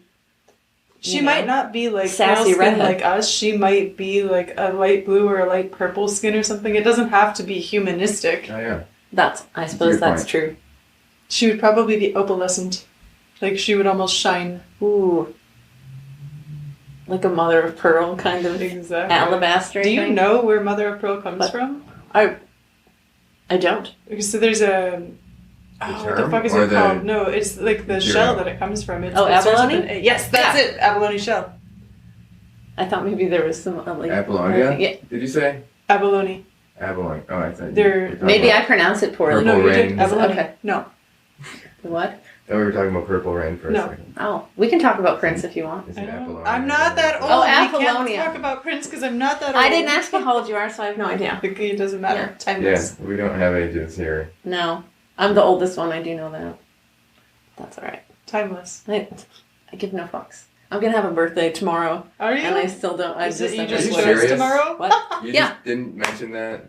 No, it's That's not a pretty thing. exciting. I kind of look at it as like I don't It's another usually day. celebrate it. No. Yeah, I survived, and that's awesome. But I It's more for your self-reflect. parents. Yeah, Your mother did the work to have you. Yeah. shit, I yeah, find I'm reflecting a lot on my birthdays. she did. So, what do So you every do? birthday is Do you for have any other people. tradition? I don't usually. Tomorrow I'm working. I picked a shift up, which is fun because then I'm gonna go away for a couple of days to a water park with my Cool. kid and my friends from work. That's pretty good. Yeah, somewhere where it's hot and you don't have to wear a lot of clothes. Which Yes. I'm into right I now. accept. I think Where? that sounds nice. We're going to the Wisconsin Dells. Cool. It's one of my favorite places. Yeah, I haven't been there in years and Kalahari? years. No, Wilderness. Okay. Have you been Wilderness to the Ooh. House on the Rock? Yes, Wizard but it's Quest. closed for the season. We're gonna go tomorrow, but it's closed for the season until March Wizard Quest. because it's one of my favorite places. Have you been to Wizard Quest? But no, what's Wizard Quest? Oh my god, I've known you kind of a long time. I've never seen your face look like that. What the fuck is Wizard I Quest? got a Wizard Quest. It's I my know. favorite thing about Wisconsin Dells. Okay, what Hands is it? down. You can't tell me. Is that what you said? I think it's best if I don't. Okay, but we need to do this or Yeah. go there. You need to do it. Is it it's an activity It's and an not a place? activity in a place named Wizard Quest. Okay. It doesn't involve like a wand that lights up when you touch different things on walls and stuff? Kind of. Okay. Sometimes. Alright. Things like that. Alright. Is it LARPing? No. Damn. Well, I don't know how to describe that. In many ways it is, I guess. But Exactly. it's not... Is it at a resort where you You're interacting with things that look like things. It's not purely imagination based. They have one of those, what used to be this place over in Gurnee. It used to be a different kind of water park. Now it's they will give you these little electronic wands and you search through the place like a scavenger hunt and you interact with Yeah. stuff. Is that what it is? Yeah. Yeah, so I have done something similar. It's quite fun. And you crawl around and there's all sorts of fun stuff. Things to do and find. Alright. Fun to be had and mystery to be solved. Have you been to a Renaissance fair? I have I many times. never have, and I've always wanted to. You have never been I to a have Renaissance. never, and No? I make I will leather take shit. you. That's actually I surprising. will take yeah. you this year. I'm gonna hold you Yes, to that. I Thank love you. that idea. The Bristol. Yeah, I Right? know. it's ridiculous. It's The mushrooms. campy fun. The hell do you mean the mushrooms? Do we They- need to eat them? Well, Probably. it's like this mushroom kind of like Do I saute them first? there's something No. special about them. Like I don't know why. Maybe it's just the broth they use or whatever. It's really tasty. Oh shit! Okay, I do love Tasty mushrooms though. I They're do. tasty. Oh, they cook them there. Oh yeah, you just buy the mushrooms from the mushroom. I was business. very Interesting. confused. Yeah, it's not like that kind of mushroom. Not like the. I don't think. Psilocybin. Yeah. Yeah, it's not that kind, but it is a But it kind. could be. Could be. It could be. Depends on your. Yeah, it depends on your mental state. While you're. Yes, it consuming them. does. So if you ate other mushrooms in addition to these mushrooms, then I guess they would be slightly different. be different. Everything would be different. Or would it be more of what it actually is? I have a story for you revolving Man, around whoa. mushrooms. So I tried mushrooms a handful of times Yeah. from the time that I was like 18 until the time that I was 26, and they didn't work. I've tried acid between that same period a couple different times. Tried it in liquid, tried it in paper. It Mhm. didn't work. It just didn't take. So I was working at Frontier, 1072 North Milwaukee, and it was a game animal, whole animal restaurant. I loved it there. And I was after my shift one day, and I was sitting there with Sean, the bartender, the bar manager. And he was talking about mushrooms, and he was like, yeah, this is the guy that I get my mushrooms from. And I was like, sick, I don't really think that they work. I was like, I've tried them a handful of times. They've never worked for me, so I don't know if I'm even trying to have them ever again.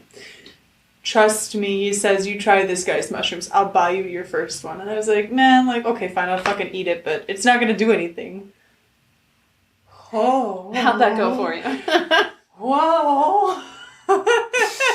Holy shit, you guys. So all I had was a stem. I didn't even have the cap. And if I'm not mistaken, it was still a little wet. It wasn't yet, like, dried out to fucking high heavens. And this man had to babysit me that I had never met before, his mushroom dealer. That's funny. We spent the whole day together. The whole time. I was like, holy shit, like, these floor tiles are moving. And then I went to go into the bathroom, and I looked in the mirror, and I was like, oh my god, you're a reptilian! No. Mirrors are not... They're not a good idea. It was me looking at the mirror of myself, knowing that I wasn't doing it right. Yeah. Right, Reptilians, what you saw, that's what I see. It is what I saw, yes. I see myself as a lizard. I saw that I was not mirror. from this world. So yeah, that was amazing. I eventually ditched him because I didn't feel comfortable because I didn't know him, but he really did. He was like, it's okay. You know, he would like pet my shoulders. He's like, it's okay, everything is fine. We were at Quenchers when it was still there. That's like my most hated bar in the city. It was I hate it. It was not fun. No. There was a bunch of old Why guys would you sitting go there ever, He first took of all? me But much there. less He than took mushrooms. me there. Well, I think he must have sold That was a those huge fucking mistake. war I would have guys. taken you somewhere much more conducive. I would have taken you to Garfield Park Conservatory, or I would have taken fucking Quenchers. I accept your offer. It's a Blythe. What is it? Blythe? I don't know why I'm so offended on behalf of like past her, but I'm like, what the fuck kind of decision making skills is that? With a stranger. Yeah, At that. With a stranger. But it seems like an odd choice. Like if I was dealing with somebody that I didn't really know on mushrooms, like the last place I would take them, probably literally the last place I would take them was Quenchers. But no offense to, I'm sure there were lovely people that went there and worked there. But no offense to Quenchies. Yeah. Yeah. But also, like, why wouldn't you take somebody somewhere less... You know that building? Like that. Was the pediatrics it is now on the downstairs level, but there's a BP across the street from it. Or there used to be, or there still is. I think there still is. The second story window, while I was still married, there was actually a woman who was getting beat the fuck up while I was sitting at that gas station waiting on my husband to come out of the gas station. This guy was holding her out the window. And that is the place that this guy takes me to? Like, what the fuck? No. Well, he probably didn't know that. He didn't know. But that was just... I still call complete bullshit on his decision-making skills. They were just even worse than he could have planned on them being. The first time I took mushrooms was my second worst date ever. Oh, no. Yes. I was living in California, and a guy had picked me. He'd like been asking me out for a while, and he's like, all right, come to see this band with me. I did not like the band. I didn't want to go see the band, whatever. And we get in the car, and he's like, there's some mushrooms under the front seat. And I'm like, well, it seems kind of fun. I've never done that before, you know? And so we're driving on the highway, and then he looks over, and he's like, all right, well, give me them. And I'm like, what do you mean? Because I just ate them all. Because I didn't know any different at all. So then he spent the whole night, like, belligerently and begrudgingly attending to me somewhere in West Hollywood because I just ate all of them. And so he was having no fun, and I didn't want to be there to begin with. So it was not, this is not, as I say, ideal. Yeah, not an ideal set. He managed to keep up with me, which I appreciated because he also got me home. So shout out to that guy for not leaving me in West Hollywood, I guess. Yeah. You want to get real for a minute? Yes, okay. Please. So I am poly by nature, you know this, but I always end up in a relationship that's monogamous. What the hell? Like, I've been in this relationship for 4 years. I love him. I absolutely do. But I'm poly still, and I am neglected in a lot of ways. And we've had this conversation a lot. How would you navigate that? What do you want? There it is. Well, I think for me it's dependent on what you want from the other party. Like, do you wish to be in another relationship? Do you wish to have another sexual partner, another friend? Just anything. Yeah, so I'm not looking for sex. When I engage in BDSM, very rarely is there actual sex involved, but it is still a vulnerable, intimate feeling that I'm experiencing with other people. I want that. I don't need to have sex with people. I could do without it, but I want to be able to explore myself and others. That's how I grow. That's how I absorb. That's how I learn. So what would the ideal framework be for a secondary or tertiary or relationship for you, other than the one you're in? I don't have that answer. I just don't want to feel the pain that I would cause somebody else. Like, he told me that if I wanted to be poly, then that would be it for us. And I think, unfortunately, that's where it's going to have to go. Because... Tough topic. He is not interested in other people. He's like, I've put all of my eggs into your basket, and I don't even know how. Sheesh. Yeah. And I feel kind of constrained. I'm like, I don't want to spend the rest of my life not being able to enjoy myself out of honor for you and not me. I can completely understand that point of view. Because I'm very much the same way. I'm very open to any experience. That's all I want. I'm very adventurous. But I do tend to find myself in, not now, I should say for the record, but I have found myself in a lot of relationships that are incredibly controlling. Mm-hmm. And then I just spend all the time trying to feel a way that is different than the way that I feel, which is not very useful. No. And so going forward, like structuring any relationship in a conscious way after my divorce, I always go into it with this is me. Take it or leave it. These are the things that I will accept. These are the things that I won't accept. And one of them is I have to feel free. Yes. To do as I wish.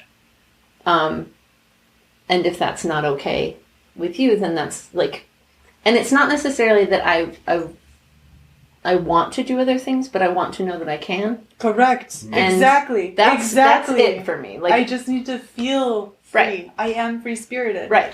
And most of the time when I feel like I can do anything I want, what I'd like to do is make some rice and have a conversation and relax at home. Like, you know what I mean? Like, when I feel like I can do whatever I want, I'm usually not quite as inclined to impulsive or, and I'm definitely not as destructive.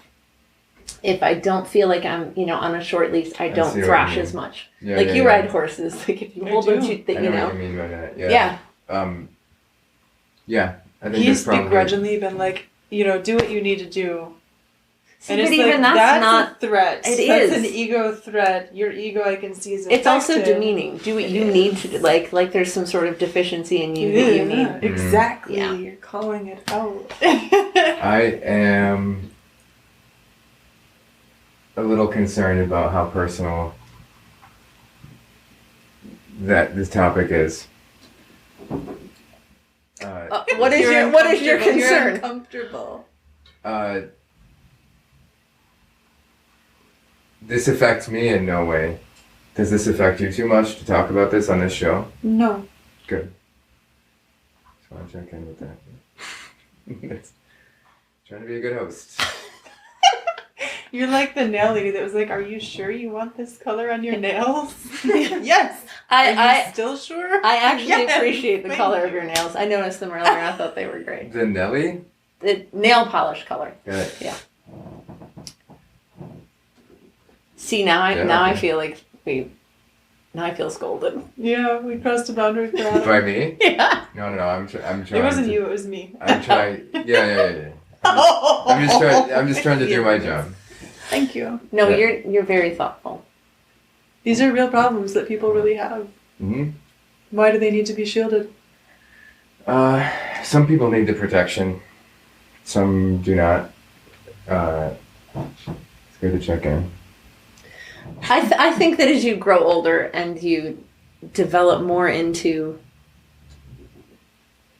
I don't know, I feel less insecure than I ever have. Yeah. And I feel more, I'm enjoying my own company for the first time in my whole life. Like, I like being alone. I feel, not in the, deadly sin way, but I feel proud of myself sometimes. Like, I feel accomplished in certain ways, and I feel like there isn't anything I can't do if I don't set my mind to it, if it's supposed to work out. I mean, you can bash your head against a wall, and if something's not supposed to manifest, it won't. But for the most part, if I decide I'm going to try to do something like I can, I feel all these things, about myself in a much more sense of pride, and I feel a lot less concerned about what people see. Yeah. That's good to hear. Or what their opinion is, what they think, what they think you should do. Yes. Not a direct thought to you, but rather to people who might be uncomfortable as a part of our discussion. It's interesting too, because a lot of the people that I work with are much, much younger than I am, and particularly the younger women that I work with. Like, I didn't realize that I'm seen a little bit as like, the crone who will give you that mentor. who will give you that advice. That it's like, well, what do you think about this? Which is weird because in some ways I still feel like I'm 16, like in my brain, and in some ways I feel like I'm 116 in my brain. So Yes. I'm not exactly sure how other people see me, although it's not exactly relevant to how I behave on the daily. But yeah, the what? Yeah, it's interesting. I'm kind of in this in between stage. Can you really put an age on energy? No, I don't think you can. And I know people that are 20 years younger than me that I have much more developed communication and a bond with than I do with anyone who's my age. And I certainly have more respect for them. I mean, respect than I do for people that are twice my age. I think it very much is dependent on the person. Yeah, that's a difficult one to navigate sometimes. Well, age, gender, there's all sorts of things that I find are completely irrelevant when it comes to having a good relationship with somebody. Yeah. In fact, I find that limiting. Okay. It is. Yeah. What do you mean? Could you expand on that? Like I think if you think you're supposed to date or partner or friendship or in any way relate to people that are approximately your same age or your same geographic, geographical, your same, I think that it's really much more limiting. I think that sometimes the most, I don't know what people call like the surprising relationships you have with people, I find are genuinely the most rewarding. Yeah. As a youth, I was never really able to adapt to the conversations of the people that were my age because I have been through so much. I felt much more comfortable with people that were 10, 15, 20, sometimes 30 years older than me. Oh, 100%. Even in just encounters. I could sit on a bus traveling as a 16-year-old, probably illegally, with some man who was 45, and he was talking about that blue circle, that blue ball. And he helped form my journey, whereas somebody who was my own age would have no clue. We're put into the lives of people for a reason. I also think we exit them for a reason. Yes. And they exit. That was it. We Ours just shared for a that bus reason. ride, and then I never saw or heard from him again. Yeah. It was like, here's this new idea. Try it out. See if it fits. Isn't that interesting? Sometimes I wonder if those are things we place in our own way or if it's actually someone else's bubble coming in and out of ours. I think it's so interesting. I think it's both. Yeah. I think it's both. I have to say thanks for inviting me today. This is one of the loveliest conversations I've had in a while, and it's with It's a nice one. well, Even though it we pissed you was off, a I'm sorry. complete stranger this morning. With what? Even though I pissed you off. I'm You didn't sorry. piss me off. No, we no. Hey, no, you totally didn't. What is it? The awkward turtle? Yeah. A robot dance backwards right out of this thing. See, it comes in handy. I'm telling you. That What is that from? It's just my life. Right. When I'm awkward, it's like goodbye. It He seems was- better. He was painting earlier. Oh yeah, I like to just call out the awkwardness now. I think I need to hear it. It makes it better. Like when I'm in a conversation that is awkward or I'm not enjoying, I'm like, this is really weird right now. Or like, are you recognizing how awkward this is as well? Or what can we do to fix the fact that this is like a horrible gaping silence that neither of us are actually comfortable in? And if you say that, generally people will laugh. It Or they'll helps. be like, oh my goodness. And then you can at least talk about the fact that you're talking about it. It's a little more honest. I think so. Yeah. How's it going over there? Your face has gotten progressively more serious over the Because last... I'm working on the faces now, I'm like, Oh. okay. I'm becoming very aware of the time also. Oh. What time is it? We're What time? getting, we're getting there. It's 3? Yeah. 3:13. Yeah. Oh, Sorry. no. That's what I mean. Yeah. So I think, I gotta go. I know. I have ice dancing to be at. It's important. It is to my son, and Exactly. so therefore It it is is to you? important to me. Yep. And then that's important to me. Aw. Yes. Would you like help cleaning your glasses? Would I? So many dishes to do. Oh my gosh, I adore you both. This has been a very lovely afternoon. Just for a Tuesday, this is working out great. We are a good one. Yeah. How many mushrooms have you eaten today? None today. On a scale None of today. 1 to awesome. You. All right. This is one of those moments. Do that again. What? So, This? Yes. I am gonna wrap this I always sit and pull on this with thing. these last few marks. That was a lovely hand. And no face. Do you carry your camera with you all the time? Yes. You know what my biggest dream is? What? To be able to ride next to somebody and take the pictures. I love horseback Because riding. I drive everywhere.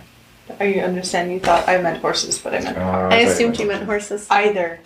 I'll take it. I race on horseback, so I can't use a camera then. I don't read, I don't do any formal riding. Like, I don't ride English.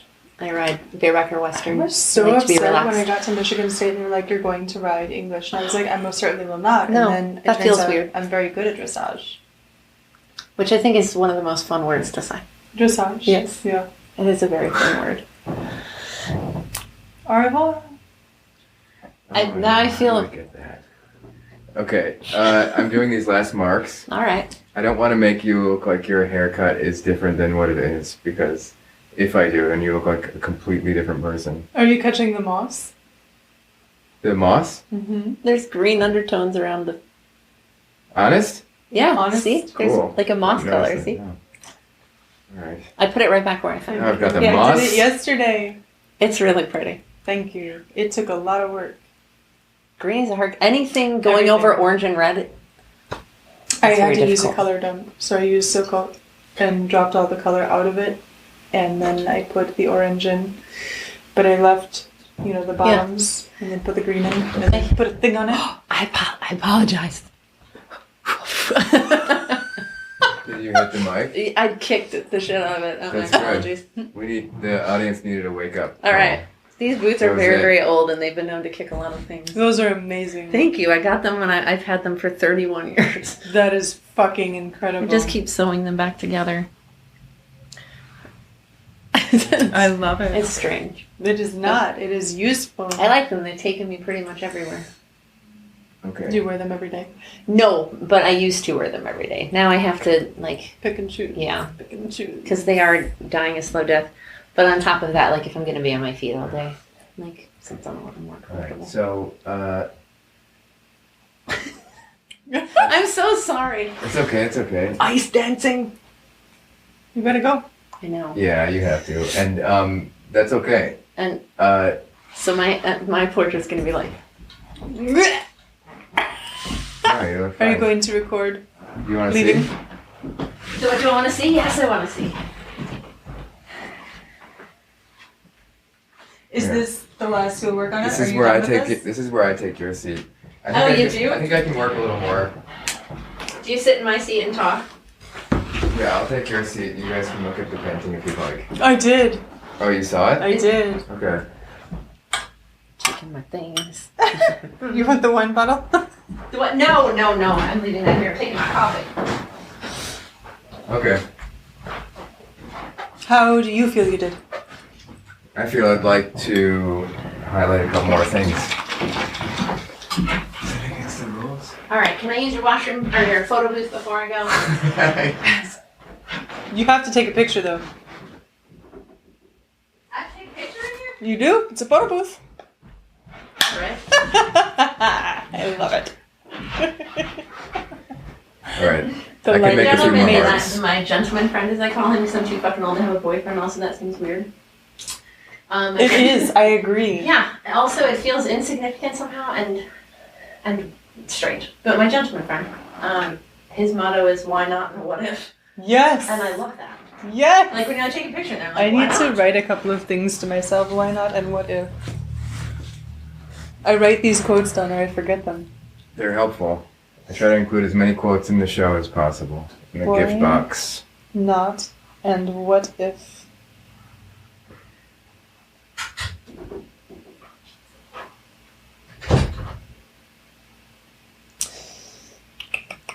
Okay. What is your blog? It is called triptycho.art. TRIPTICO. Oh, not I. TICO. Triptycho. like triptych, but oh, Dot. art. Thank you.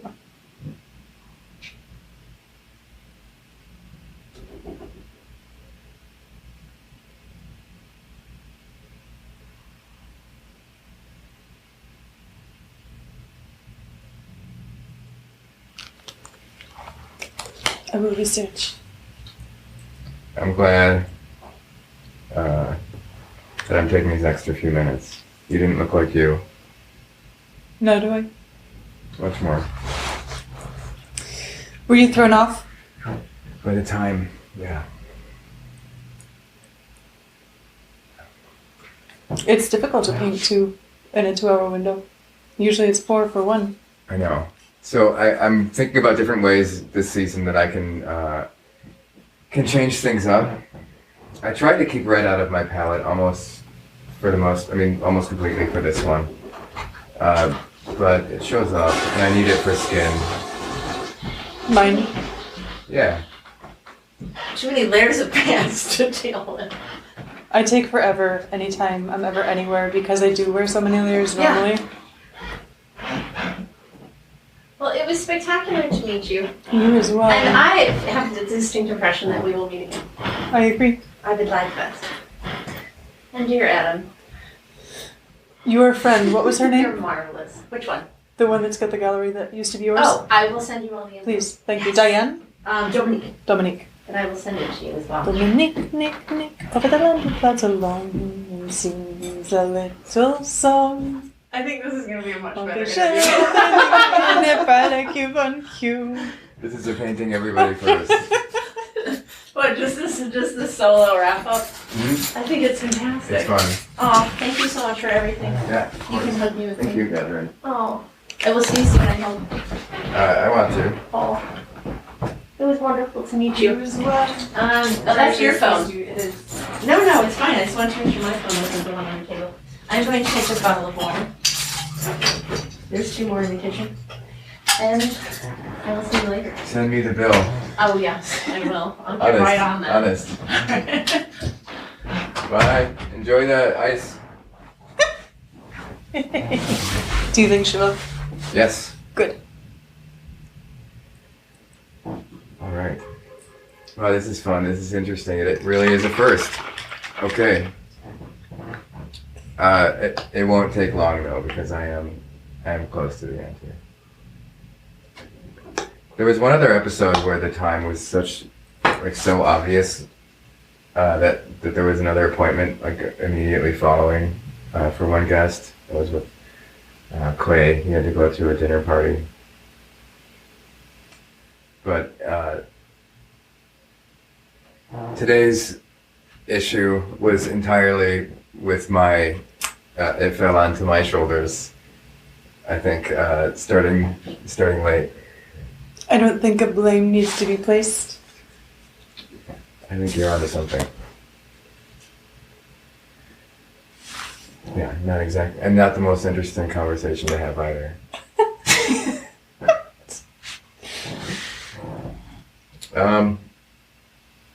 Okay. I have to decide a stopping point. So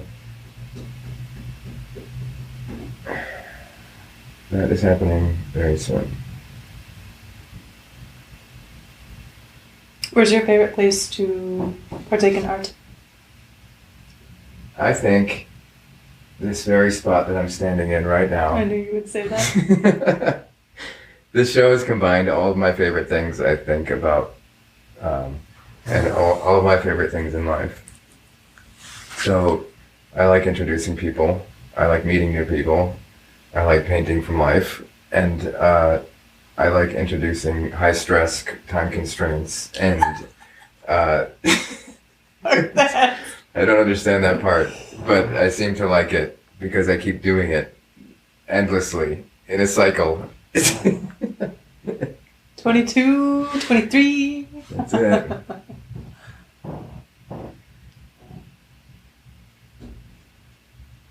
Do you think every year you'll match the year? Like you did 22 last With year. the and it was episodes, 2022? that was a total coincidence, which was very cool. It was the New Year's episode that was 22. So that was like a small miracle or something. It's a strange kind of thing. Did you have a number picked out beforehand? Not at all, no. But 22 is my favorite number. 11 is my number in numerology. And double that is 22? And 22. 11. Uh-huh. So, see it a lot. And I like that. It's fun to include it in my creative projects like that when I get the chance. How is 11 your numerology number? By birth date or by name? Or Both. Mm-hmm. Interesting. There are 11 letters in my last name even. That's fun. Cool. Right? I like that one. Yeah, it shows up all over the place. Do you know what your life path number is? No. Do you? What mine is, yes. For yourself? And what does that mean to you? 9. 9 is the personification of each of the other numbers, 1 through 8. 0, some people would include. I am somebody that would have been described as a very old soul throughout all of my childhood, or middle-aged teenagerhood, and then early adulthood. Nobody says that anymore because I think I hang out with people who are no longer so much older than me. Yeah. I am the humanitarian. I am here to help people. That is literally what my name means. Cassandra is the helper of mankind. Yeah? Yeah. That's pretty interesting. I didn't know that. She's a I wouldn't prophetess. have known that, I guess. The one who predicted the... What culture does that come from? Greek. Okay. The Trojan War. What a cool story. Isn't it? I think so. But the prince was angry and didn't believe her, so he had her proven disbelieving, or called her a heretic or something of that nature, but it still happened anyway! Typical prince. Still happened anyway. Yeah. She still saved humanity? Is that what you mean? I don't know this story. She predicted it, but no, it still happened. Okay. What do you know about the Trojan War? I know about the horse. Mm-hmm. Which is now having a little more context even. Does it? With the stories you've told. Yeah. Yes. Yeah. How cool is that? Yeah. You're making connections. Yep. That's the thing humans do. We make connections even sometimes when they don't need to exist. In this case, it's very connective. Yeah. Apt. Yeah. Connective tissue. I think you're lacking some connective tissue. Yeah, he's working on it. Uh-oh, I think Ben might be at my house. I think I'm finished too. Did you? I think I could say that I have, in a way that I wasn't comfortable calling it finished before. So when these episodes do need to go over, they tend to only go over about 15 minutes or so. And this is an example of that. Can I see? Yeah.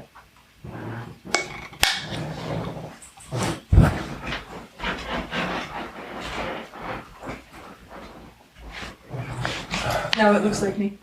Do you see? And you did end up having to use red, huh? Well, there was a lot that was wrong. So I had, in my initial block-ins, in my initial drawing, the way I was kind of measuring based on the distances between two things and the distances between your heads and things like that, I wound up offsetting shoulders and things like that a couple of times. So I'm glad I got that extra time. Good. And you got the mouse So in formal your hair. today. You? Yeah, to end this. Yeah. What do you normally do for ending? I normally say some bullshit to the audience that doesn't mean anything, but it's meant to sound meaningful. Honest. Should we try that now, or did we just? No. You want me to say something meaningful to the audience? Either of us or both of us. Today is the last day of the worst days of your life. Alright.